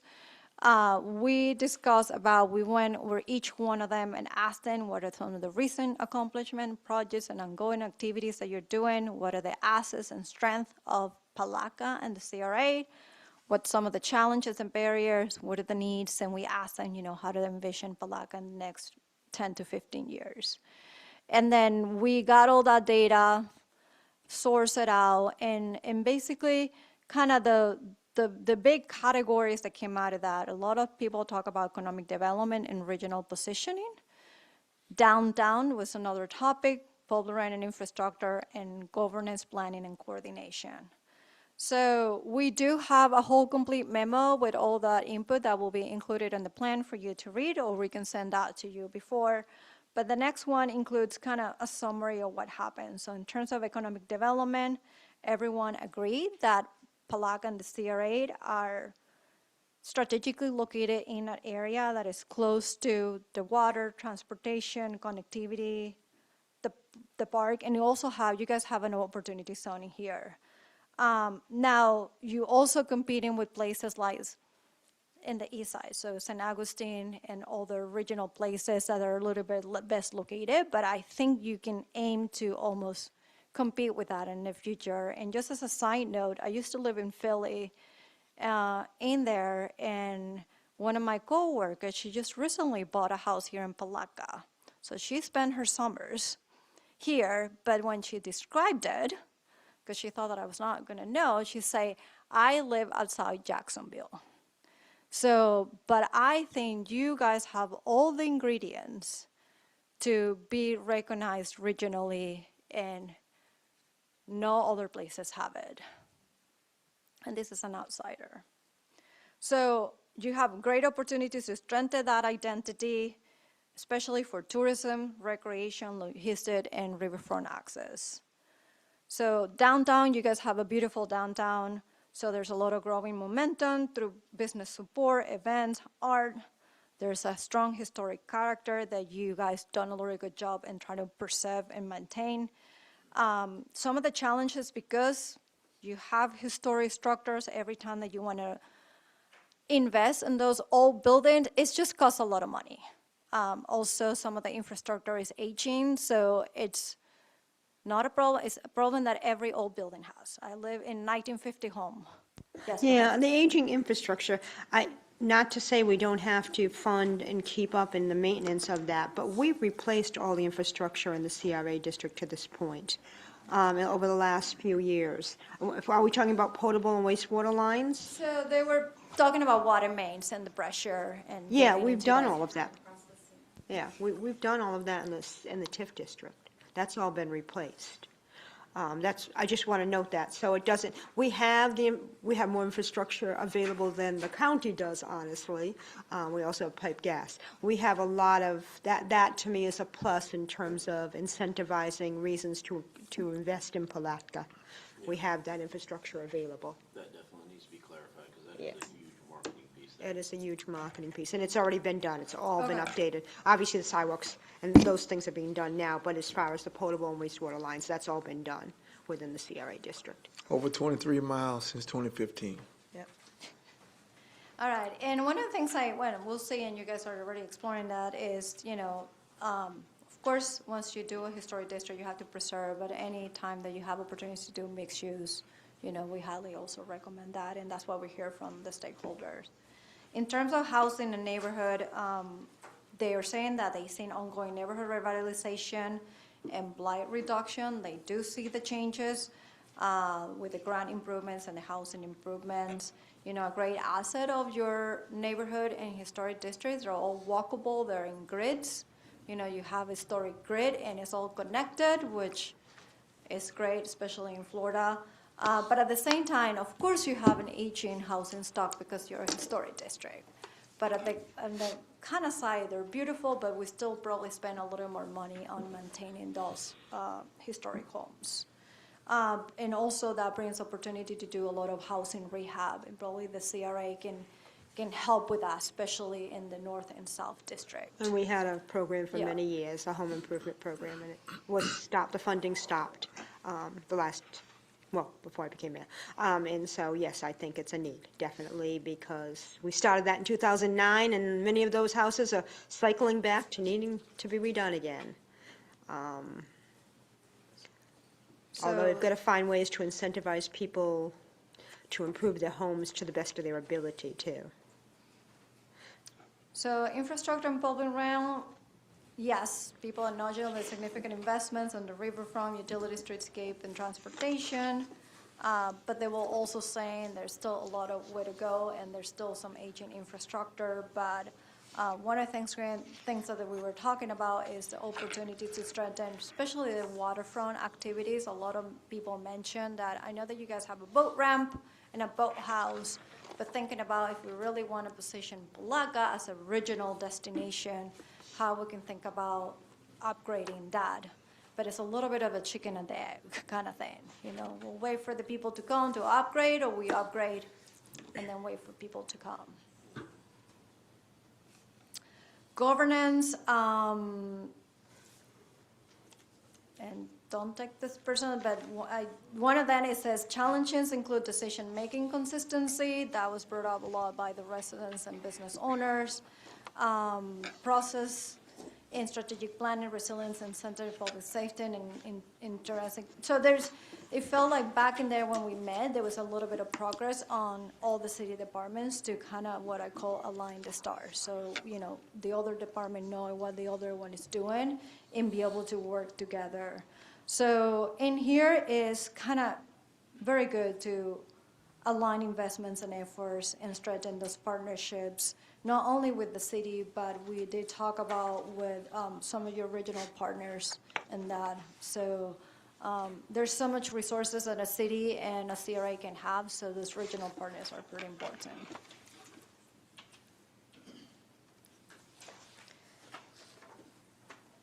Alrighty, so the next few slides is basically our plan elements. So we're gonna go over the guiding principles, the forward moves or goals and objectives, and the big move. The action is something that we're gonna go later on in this. So moving to the slides of the guiding principles. So this is what we're gonna guide for the next one. So your guiding principles are supposed to stay constant, okay? So just for the sake of marketing, I want to make sure all the start with the word P. So we got protect, position, prosper, plan, and prepare. So we want to make sure that we preserve the area's historic heritage, character, and identity. We want to be able to position, establish the area as a distinctive regional destination. a place to visit, explore, and return to, which is, I think, goes with your new slogan. Prosper, we want to strengthen and grow a resilient local and regional economy that support businesses, jobs, and investment. We want to make sure that we prepare, plan proactively for economic, social, and climate resilience to ensure long-term sustainability and adaptability. And we want to plan and design vibrant, inclusive, memorable places through placemaking. So a lot of these guiding principles were also when I wrote them, and then so your Central Business District Plan, a lot of them then were mentioned there, especially placemaking, quality of place. How do we feel about those? So far, good. Yeah. Yeah, I agree. Okay. I agree. Forward Yes, I move. do. So forward moves. So our plan is going to have what I call 5 different buckets. Okay. So these are the buckets that we're going to put our goals, objectives, and actions on it. And here are the buckets where we're going to assign and allocate budget every year. Okay. So sometimes it's also easier to align these buckets also with your comp plan. So the first one is called capitalize on the regional assets we talk about, and that's your economic development. The second one is invest in the public realm and infrastructure. You have a similar bucket right now in your plan, still pretty relevant. The third bucket is strengthen downtown, everything that we want to do and allocate and want to see downtown. Preserve, this is about our historic neighborhoods and housing. And the last one is use the redevelopment agency. Every redevelopment agency needs to have a retool chapter because this is retool for redevelopment. Items that we can do as a redevelopment agencies to get ready for redevelopment. So I'm not gonna go into the background, so go next. So let's skip, yes, ma'am, yes, sir. Are you, when we're looking at this and we're talking about capitalizing on regional assets, are you aware that they're increasing the height of the Shands Bridge and that we can now accommodate intercontinental traffic at our port? Or there's an expansion out there? No. Once that's completed. Yeah, the bridge should be done, I think, for next year. Next year is the projected date. So it will raise the bridge so larger ships obviously can get here. We used to have American Cruise Lines, which is a smaller cruise line. They bought a bigger ship, and they no longer can get under the Shands, so they don't come here anymore, for example. And they used to come several times a year in the winter, fall, winter. Sam can talk more about that, but yeah, so this will open up those kind of opportunities because we still are the deep water port, freshwater port on the St. John's. We are the deepest freshwater port. I thought that was 2030.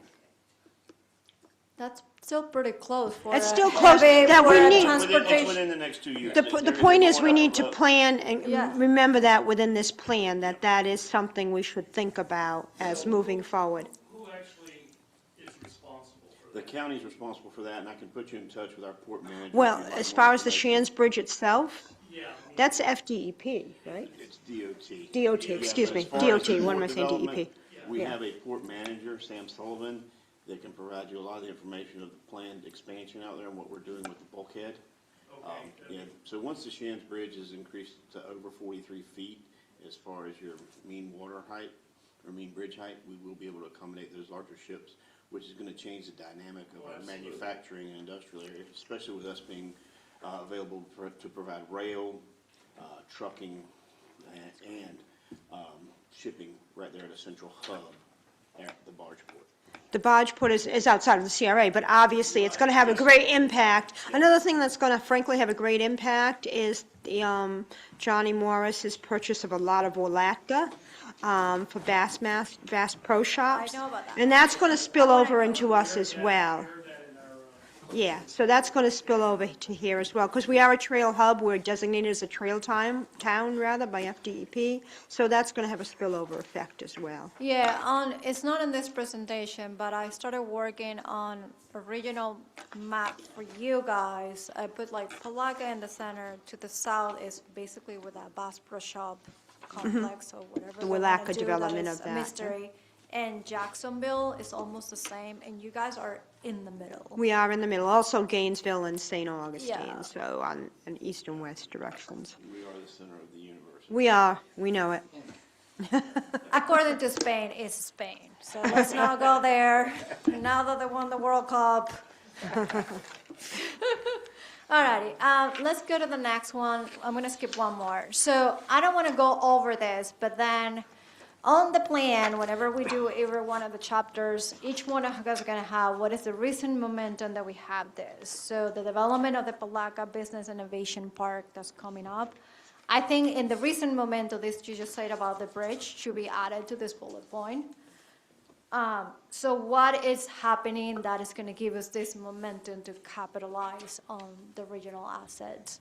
You still have, your historic character, the Old Florida identity, the river, the transportation, your opportunity zones. But in terms of, like I said, challenges to this regional positioning, we can't forget there's Jacksonville, San Agustin, and Gainesville. But Gainesville doesn't have a waterfront. So scratch that. San Agustin is a little bit different. San Agustin and then Jacksonville. But we all need to find what is unique for this. You don't want to try to copy. So going back to the postcard that we mentioned before, what is that new postcard that we want to build for you guys, or you guys want to And build ours in is the Old future? Florida, and in fact, a lot of people from St. Augustine are moving over here because it's too chaotic and crowded there. So we want to preserve and guard against turning into something like St. Augustine. We want to capitalize on our small-town charm. Yeah. And like you should.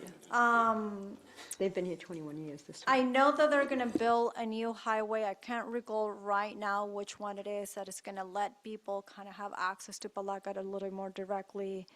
A lot of people have kind of the perception that you guys have an economic stagnation and disinvestment, but that's not surprising. It doesn't have to stay there. That's why it's a CRA plan. We work on that. And we did talk about population growth. I mean, you guys have slow population growth. You don't have to go super up. As long as you're growing slowly, I think that's good. And you can also grow as long as you guys want to do it. So there's a lot of opportunities. And basically, the line over here in opportunities is how we develop the plan's goals. Okay, so leverage the rail, river, airport, and trail connections to support tourism, recreation, niche industry. You want to strengthen downtown and the waterfront activities, recruit outdoor recreation, heritage tourist, and small scale manufacturer, build stronger identity around St. John's River, and attract new visitors and businesses. So what we usually take is what you've done and some of your assets and recent memento. We take the challenges, and those are the things that we want to address, and the opportunities, combine it together and design your goals. So that's the following page. So there are 5 different goals under this one. Under each one of these goals, you're going to have different actions and strategies. The goals are meant to be broad and detailed. It's kind of weird kind of balance that we have to do to ensure that they last for the next 10 or 15 years so we can allocate money. So position the CRA, the riverfront as a regional destination for recreation, tourism, and investment. And these all are also very economic development goals. Strengthen downtown Palaca's identity and regional competitive, enhance regional connectivity and leverage multimodal transportation assets, expand economic development opportunities through strategic partnerships, and leverage partnerships and funding resources to advance implementation.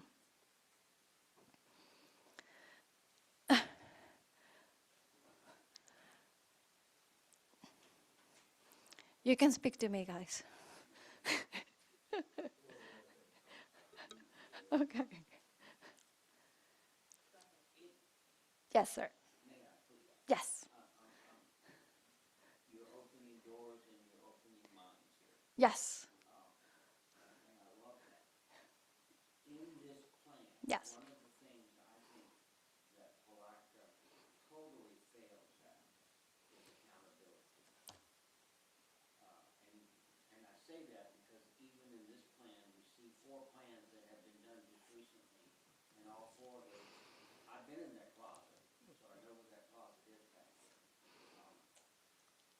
Will you, in this plan, help us with how to assign accountability so that, because in other words, some of this commission is going to change with whatever. as it goes.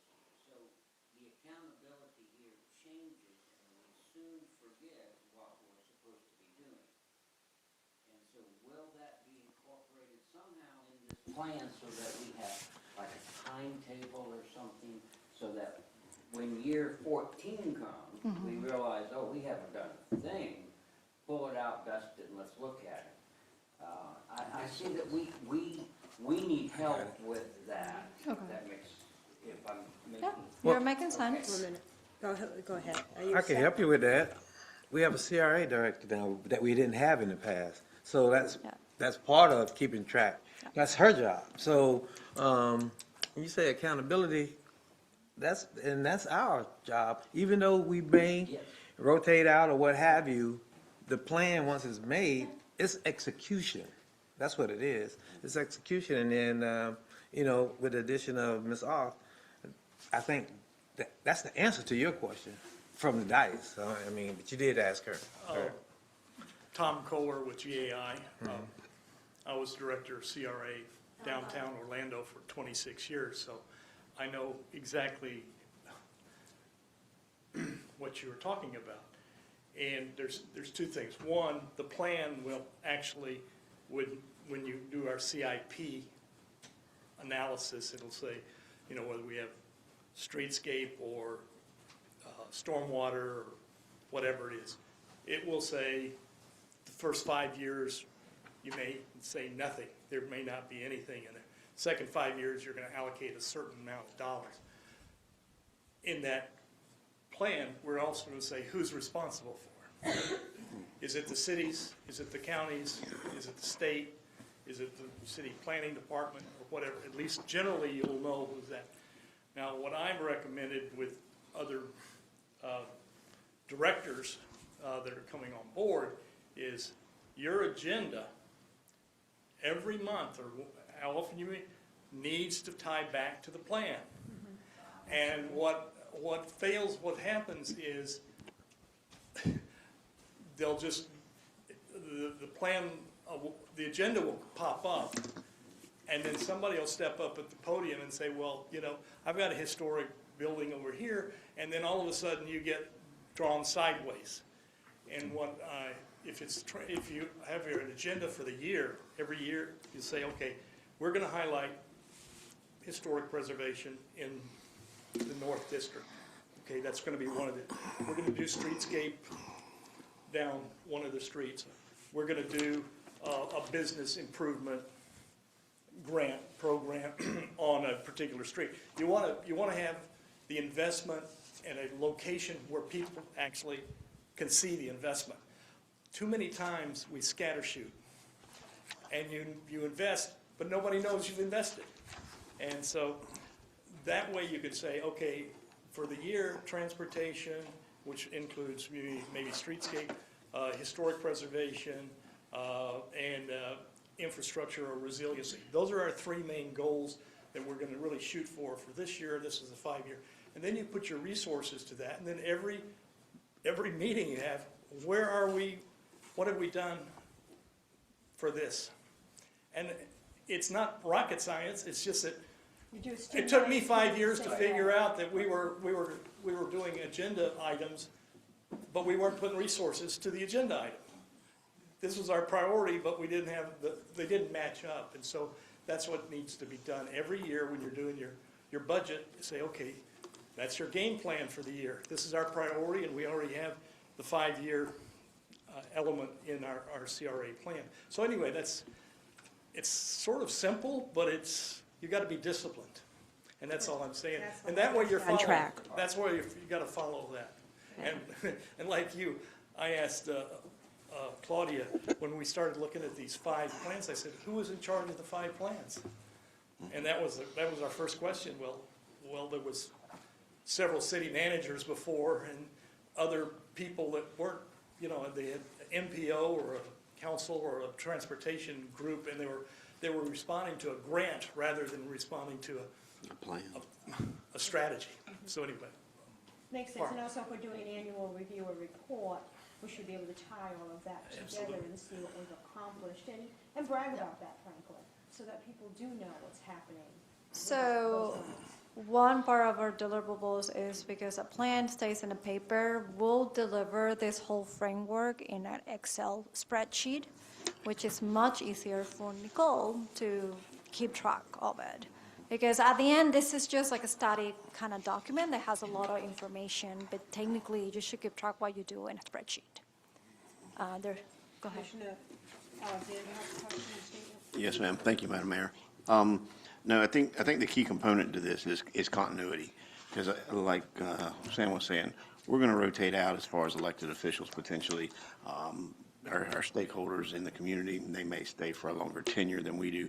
But the key driver in this is going to have to be Ms. Oth. I think she will be Yes. the one that makes sure this is executed. Hopefully she stays for a while, because to have anything of success, you have to get some tenure and get some understanding of the job. So I think that now that we have that position filled, and also I would like to see a different onboarding process. We've discussed this before, and I take partial responsibility of this because I haven't reached out to Ms. Off to review some of these programs with her. I was kind of waiting for her to get a little more established in her role, and now that she is, I look forward to meeting with you so you can walk me through some of this and how we're going to put it all together as a comprehensive plan that we can all enact and, have deliverables that are there and a timeline on and everything that we want done. So, thank you. So also part of our job as a consultant is to support your staff. And then that's what you hire us for, to advise and support them. And we do this for several CRAs. We have worked with the OBT Development Board for 23 years. We work with the Groveland CRA. So, we keep doing that. Zephyr Hills, we do it often. Like the Zephyr Hill, we just finished their plan 2 years ago, got their CIP. We are kicking off one of their projects this year. But you can also rely on us as That's a great. partner. That's great, because we're a small community. We don't have a lot of money, so let's learn from their mistakes and let them spend the money. All right, next, so also, you have this presentation in writing. I know it's a lot of information. Right now, later on, if you want to provide us with more details about the goals, we'll go that. So the next one is invest in public realm and infrastructure. Let's go directly to the goals for a second to kind of speedy this up, but it's the same. So I almost want to build CRA plans. I almost look like as a cookbook. You need to be able to find things super easily. So everything is going to be organized pretty similar and with a very structure. So whenever you get this plan, and Nicole is here talking about specific project, you already know what section, what item that is. So the plan is going to be really easy to use like that, like a cookbook. So for the next one is we want to enhance parks, public spaces, and community amenities. One before. Streetscape, mobility, and connectivity, upgrade infrastructure, and increase resilience. Like I mentioned before, I hope it doesn't happen, but I think you're probably one or two here again to get hit, and you need to be able to do that and address that in there. I know that Lorenzo's working on the citywide resilience plan, that we don't have access to that, but whatever, talking about more plans. If this plan is get presented to you to resilience, I don't necessarily have to propose a bunch of resilient adaptation strategies in here. If you have a separate resilience plan, you can rely on that plan for the recommendations. So strengthen parking and access system. Your zoning is great, but at the end, and you're pretty walkable, is Florida, so we also need to plan for parking. Align investment funding and partnership to advance CRA redevelopment priorities and pursue strategic funding, implementations, and partnership. Because our dollars can also get so far.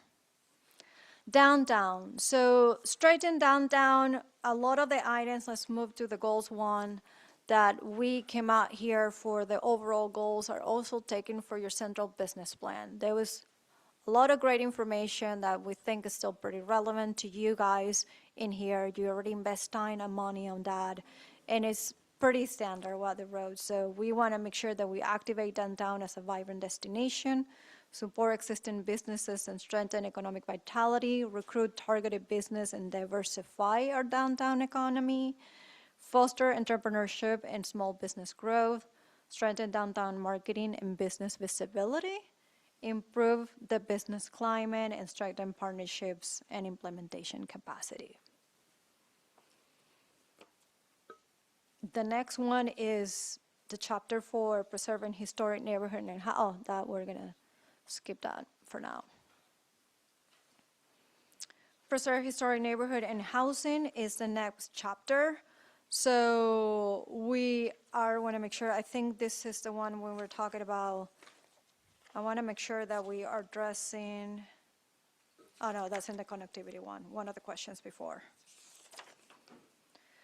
Some of the goals are preserve and revitalize historic neighborhoods, rehabilitate existing housing and reduce blight, encourage compatibility. So whenever we're doing infill housing, I think I show one of the slides that has a lot of vacant residential homes in the South District. You know, when we do think about infill redevelopment, make sure it's compatible with the rest of the neighborhood. Promote home ownership and long-term neighborhood stability. You already have a really good home ownership rate, but we want to make sure it's preserved. And have neighborhood livability, connectivity, and quality of life. That's the connectivity component is we do need to make or allocate money for streets and infrastructure that goes there. Celebrate historic and cultural heritage and strengthen preservation and housing partnership.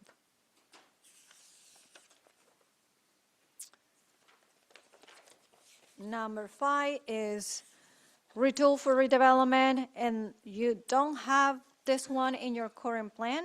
So this is kind of the bucket of, you know, let's go ahead and identify and prioritize redevelopment opportunities. You don't have to redevelop every single site that it's a redevelopment site, but you can keep an eye on which one it is and then try to do a priority of which one you want to do first, second, and third. So the whole mapping exercise that we did before about ownership, parcel size, land to building ratio is to give you guys a little bit of like a sneak peek. What are we thinking might redevelop first or second in the town? Now, you're a redevelopment agency. Every parcel in a redevelopment area, it's up for redevelopment. That's why it also exists. So increase size readiness and development readiness, advance adaptive reuse and property investment, plan and prepare for strategic redevelopment area, align infrastructure investment with redevelopment priorities. So if we're upgrading all the infrastructure, you know, just make sure that we also do that in areas that we know a site is going to get redeveloped in the future. So that goes back to your readiness. You know, sometimes we want to redevelop a site, but then we found out that that site has A, B, C roadblocks. It might not be ready on day 1, but it might be ready in day 5. But then there's another site you didn't know about it that is already ready. So you kind of need to know, it's like a chessboard. You need to know all the pieces on your CRA to be able to make those decisions. Improve development progress and regulatory efficiency, strengthen redevelopment incentives and financial tools, and market redevelopment and opportunities to attract investment and strengthen your partnerships. So all of that is, this plan probably is going to have more goals and objectives that you could probably maybe achieve at your end of this. We're going to try to do the majority of them.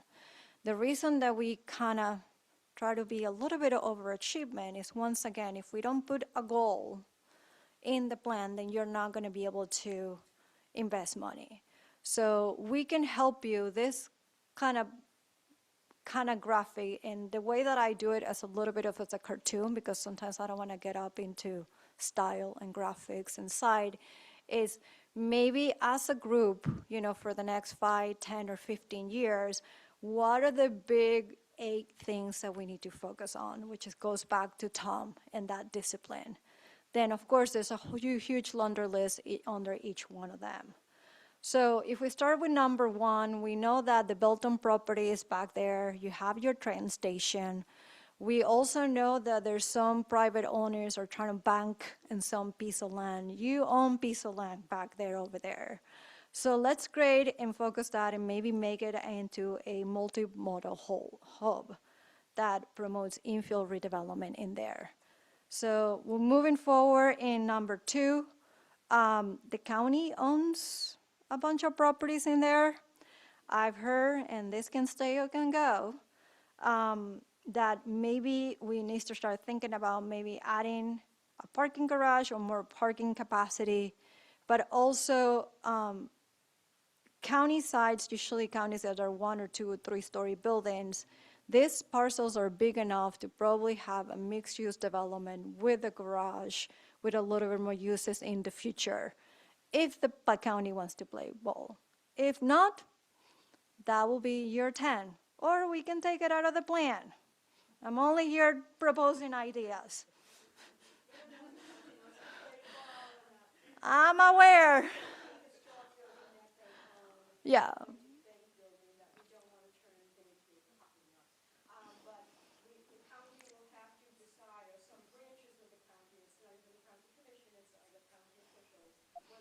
Will you please use the microphone?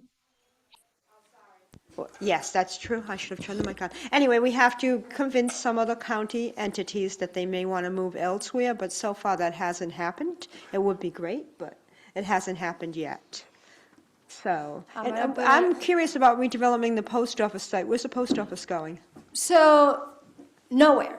By the Okay. way. Nobody's saying that. So, when we did the map where we show the ownership of the municipality, so post office is a trend that they've been closing and downsizing significantly, and operations. So, we don't tell the post office what to do because the post office governs themselves. That's not what I'm saying. If the post office decides to move somewhere else or significantly reduce their footprint, that's a big piece of land over there that just keep an eye on it, and it's in the CRA. So that's another area to, I know it's far over there, all the way to the west, but it will eventually, since like this is based on the trends that we see. The ones in Orlando are closing like crazy. So keep an eye on that. I'm not saying that's gonna happen in day 1, 2, or 3, actually, we don't know because you don't own the land. But that's something that when it comes in play, it's like, oh, we have that identified in our plan, let's talk about it. Maybe that will be our focus in year 30 to 35. Number 3 and number 6 are pretty much the same. You need to continue to invest in your 2 historic districts. I mean, that's your asset. I mean, that's what you have. I think very few places in Florida have truly historic districts. The ones that I visited, I don't think I've seen so many beautiful homes like the one over here. So you should invest on those in the next few years. Number 4 is, I know that we have talked about the Port Consolidated side, which is there. I'm a little more ambitious. And I also think there's tons of potentials on the hotel across the street. So it can be a phased development. I don't think the more people you attract to Palaca, that hotel eventually is going to find out that they're going to need more rooms or they need to improve. They're in a prime real estate location.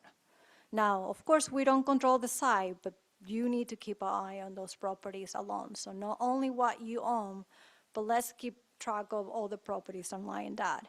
That will be also your new gateway, so don't forget about the hotel as well. Number 8, leverage the St. John's River. I didn't know about the bridge. That's your biggest asset. Do that. So treat that as an agent for economic activity and development and to attract people. And for the waterfront, you've done a really great job on the waterfront, so you can expand your waterfront activities if needed. The more boat attraction you're not getting right now, there's a lot of people not coming to boat to Palaca, but if you put your mind into that, I'm sure it's gonna come, so you might have to think about increasing that boat capacity at some point. So, I guess I'm putting a maybe on number 2.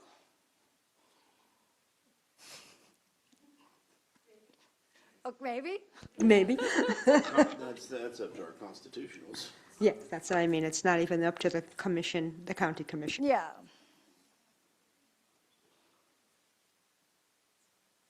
So, and of course, I mean, I know that I'm not mentioning streets and connectivity here, but you've done a lot of work also on your streets, so everything relies on infrastructure.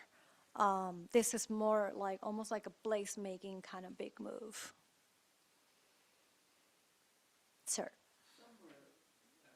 In this plan, you mentioned networking. And, okay, under the background, under number 3, strengthen the downtown. Marketing and networking opportunities. When we look at that, are you talking about outside our community? Because I also think we need some help networking within. Our largest tourism or numbers are the Ravine Gardens. They say 203,000 people come to our ravines a year. Somehow, we're missing that connection with our CRA district, and we're not able to figure that out. And then when you throw in the golf course, the airport, the train, et cetera, so many people are coming to our golf course and never see our downtown or our district, and the same thing with the train. We need some help networking so that we need some kind of help with that. I think part of that will be wayfinding and signage, but also I think that we have to, as a community, consider some type of shuttle service to bring people from those points to downtown and back again. Because they're really all in very close proximity.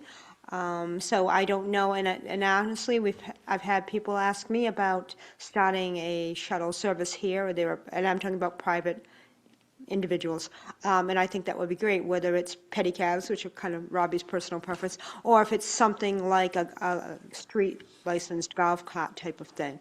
But I think we have to start looking into those kind of options. That would get folks from those other locations mentioned by Mr. Deputy to downtown and back again. Okay. I'll add one item in there to make sure that we can allocate funds for that service. Yeah, go ahead, Don. Since we attract 70 million people a year to Orlando, your networking is, the shocker tonight was you're raising the bridge.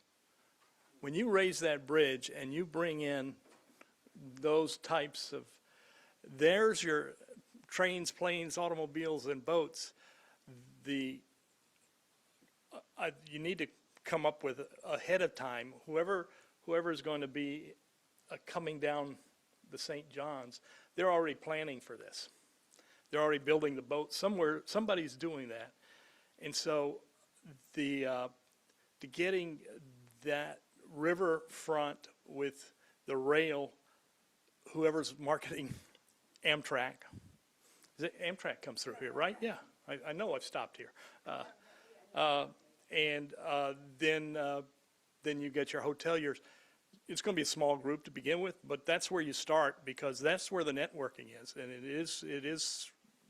it's done in Europe, it's done in Canada, it's done other parts of the United States, but it's their network that you bring these people together. So if you get off a train and come down there and get on a boat, or you get on a boat and then go on a train, that opens up a lot of possibilities. So it really is going to be those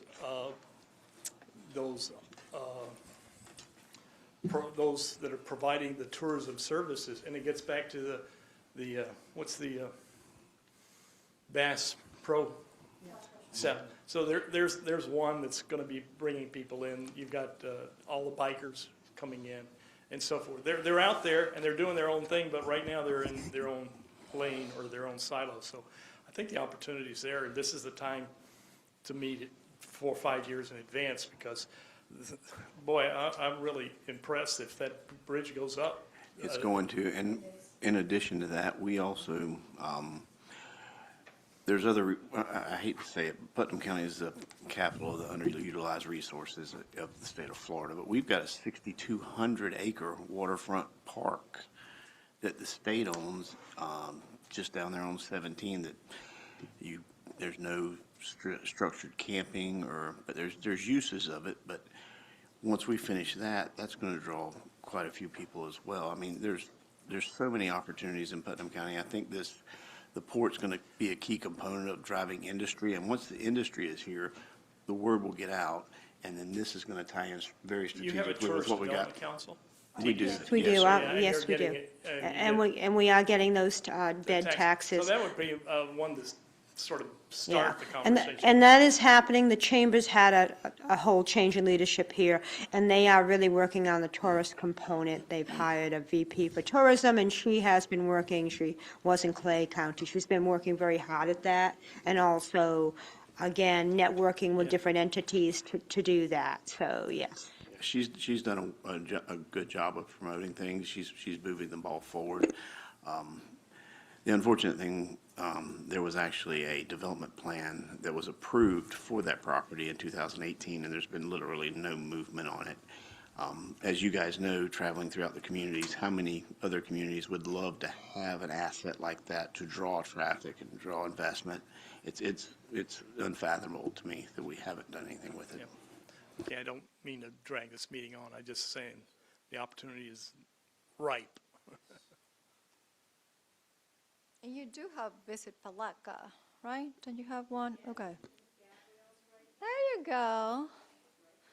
Yeah, I mean, but at the end, when we think about, I don't have, in our connectivity chapter, I'll probably add a connectivity map. So if we think that's a priority, you get off the train and we try to figure out how to get to the riverfront. Think about the route those people are taking. If we have not improved those streets, then, okay, maybe that's what we do next, because we want to make sure that people get off the train, can safely do this. And that also gives you an idea how to prioritize some of your projects. Yeah, and if you're getting off that train, though, and you've never been to Palaca, you don't know where downtown is, because there isn't great signage, wayfinding. The roads are being improved, and that's Yeah. a work in progress, but you do have to know how to Yeah. get from point A to point B, or have that shuttle service that can take you there. I don't know if Amtrak allows you to have advertisement inside, but I lived in New York City. Well, for- we own the train station, we lease it to them. Yeah, at least I'm you sure can we do can that. discuss So- with them what we could do to enhance that brings more money for them, how we can work together to improve that. So bigger cities so the city of St. Pete, many years ago, decided that they were gonna put St. Pete on the map, okay? St. Pete is actually in the map. You go to a subway in New York City, the subway in New York City, you're sitting in the freaking winter time, and there's a advertisement about move to St. Pete. They done it many times ago, so I think it's there. I think you can also maybe rely on the younger crowd. We did actually interview that a lot of younger crowd wants to be in Palaca. A lot of the artist community do a lot of events. The great thing about social media nowadays, if you actually partner with one of them, they can create social content too. So I did hear that some of the residents will take the train and go to Winter Garden and come back, for And example. then we've got to reach out to Winter Garden to do the opposite and encourage Yeah, them to so come here. They're a great partner. They've been working in the downtown for 30 years. So it's a long time coming. So maybe it's a partnership with them too as well, and it will be a two-way street. Some kind of passport program to bring people back and forth. Mayor, Go but ahead. we do pay the Chamber of Commerce annually for stuff, and so it should be their job to help lead that effort as it relates to our economic development. We also pay the Small Business Development Center.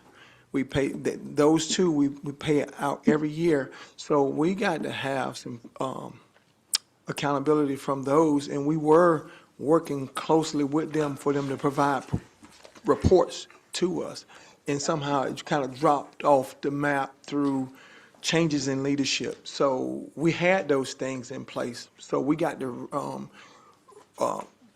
circle back around and bring those back into the fold so it can kind of help our city and county grow as we need to. Made a note here. So what I think I'm gonna do also for your plans, like going back to what Tom says, is trying to identify those partners and going into, you have to do a report every year, your work plan.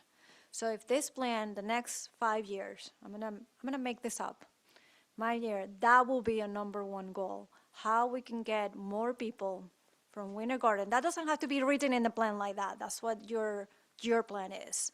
How we can bring more people, here are the steps, 1, 2, 3. It's always on your agenda, it's always there. We assign, allocate money, and we're gonna stick to that for the next year or two until it happens. Because they also need supervision, they also need a plan, and we need to be able to align all the stars. So remember that spreadsheet? I'll deliver this as a spreadsheet for you guys too. So we can keep that and give Nicole the resources to whatever decision-making we're having, refer back to the plan or that matrix over there.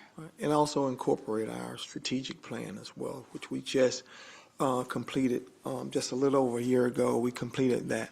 All of those components help drive economic development, tourism, The city's you name strategic it, plan you're absolutely. talking So about. we need all of those Okay. different things to help drive economic development.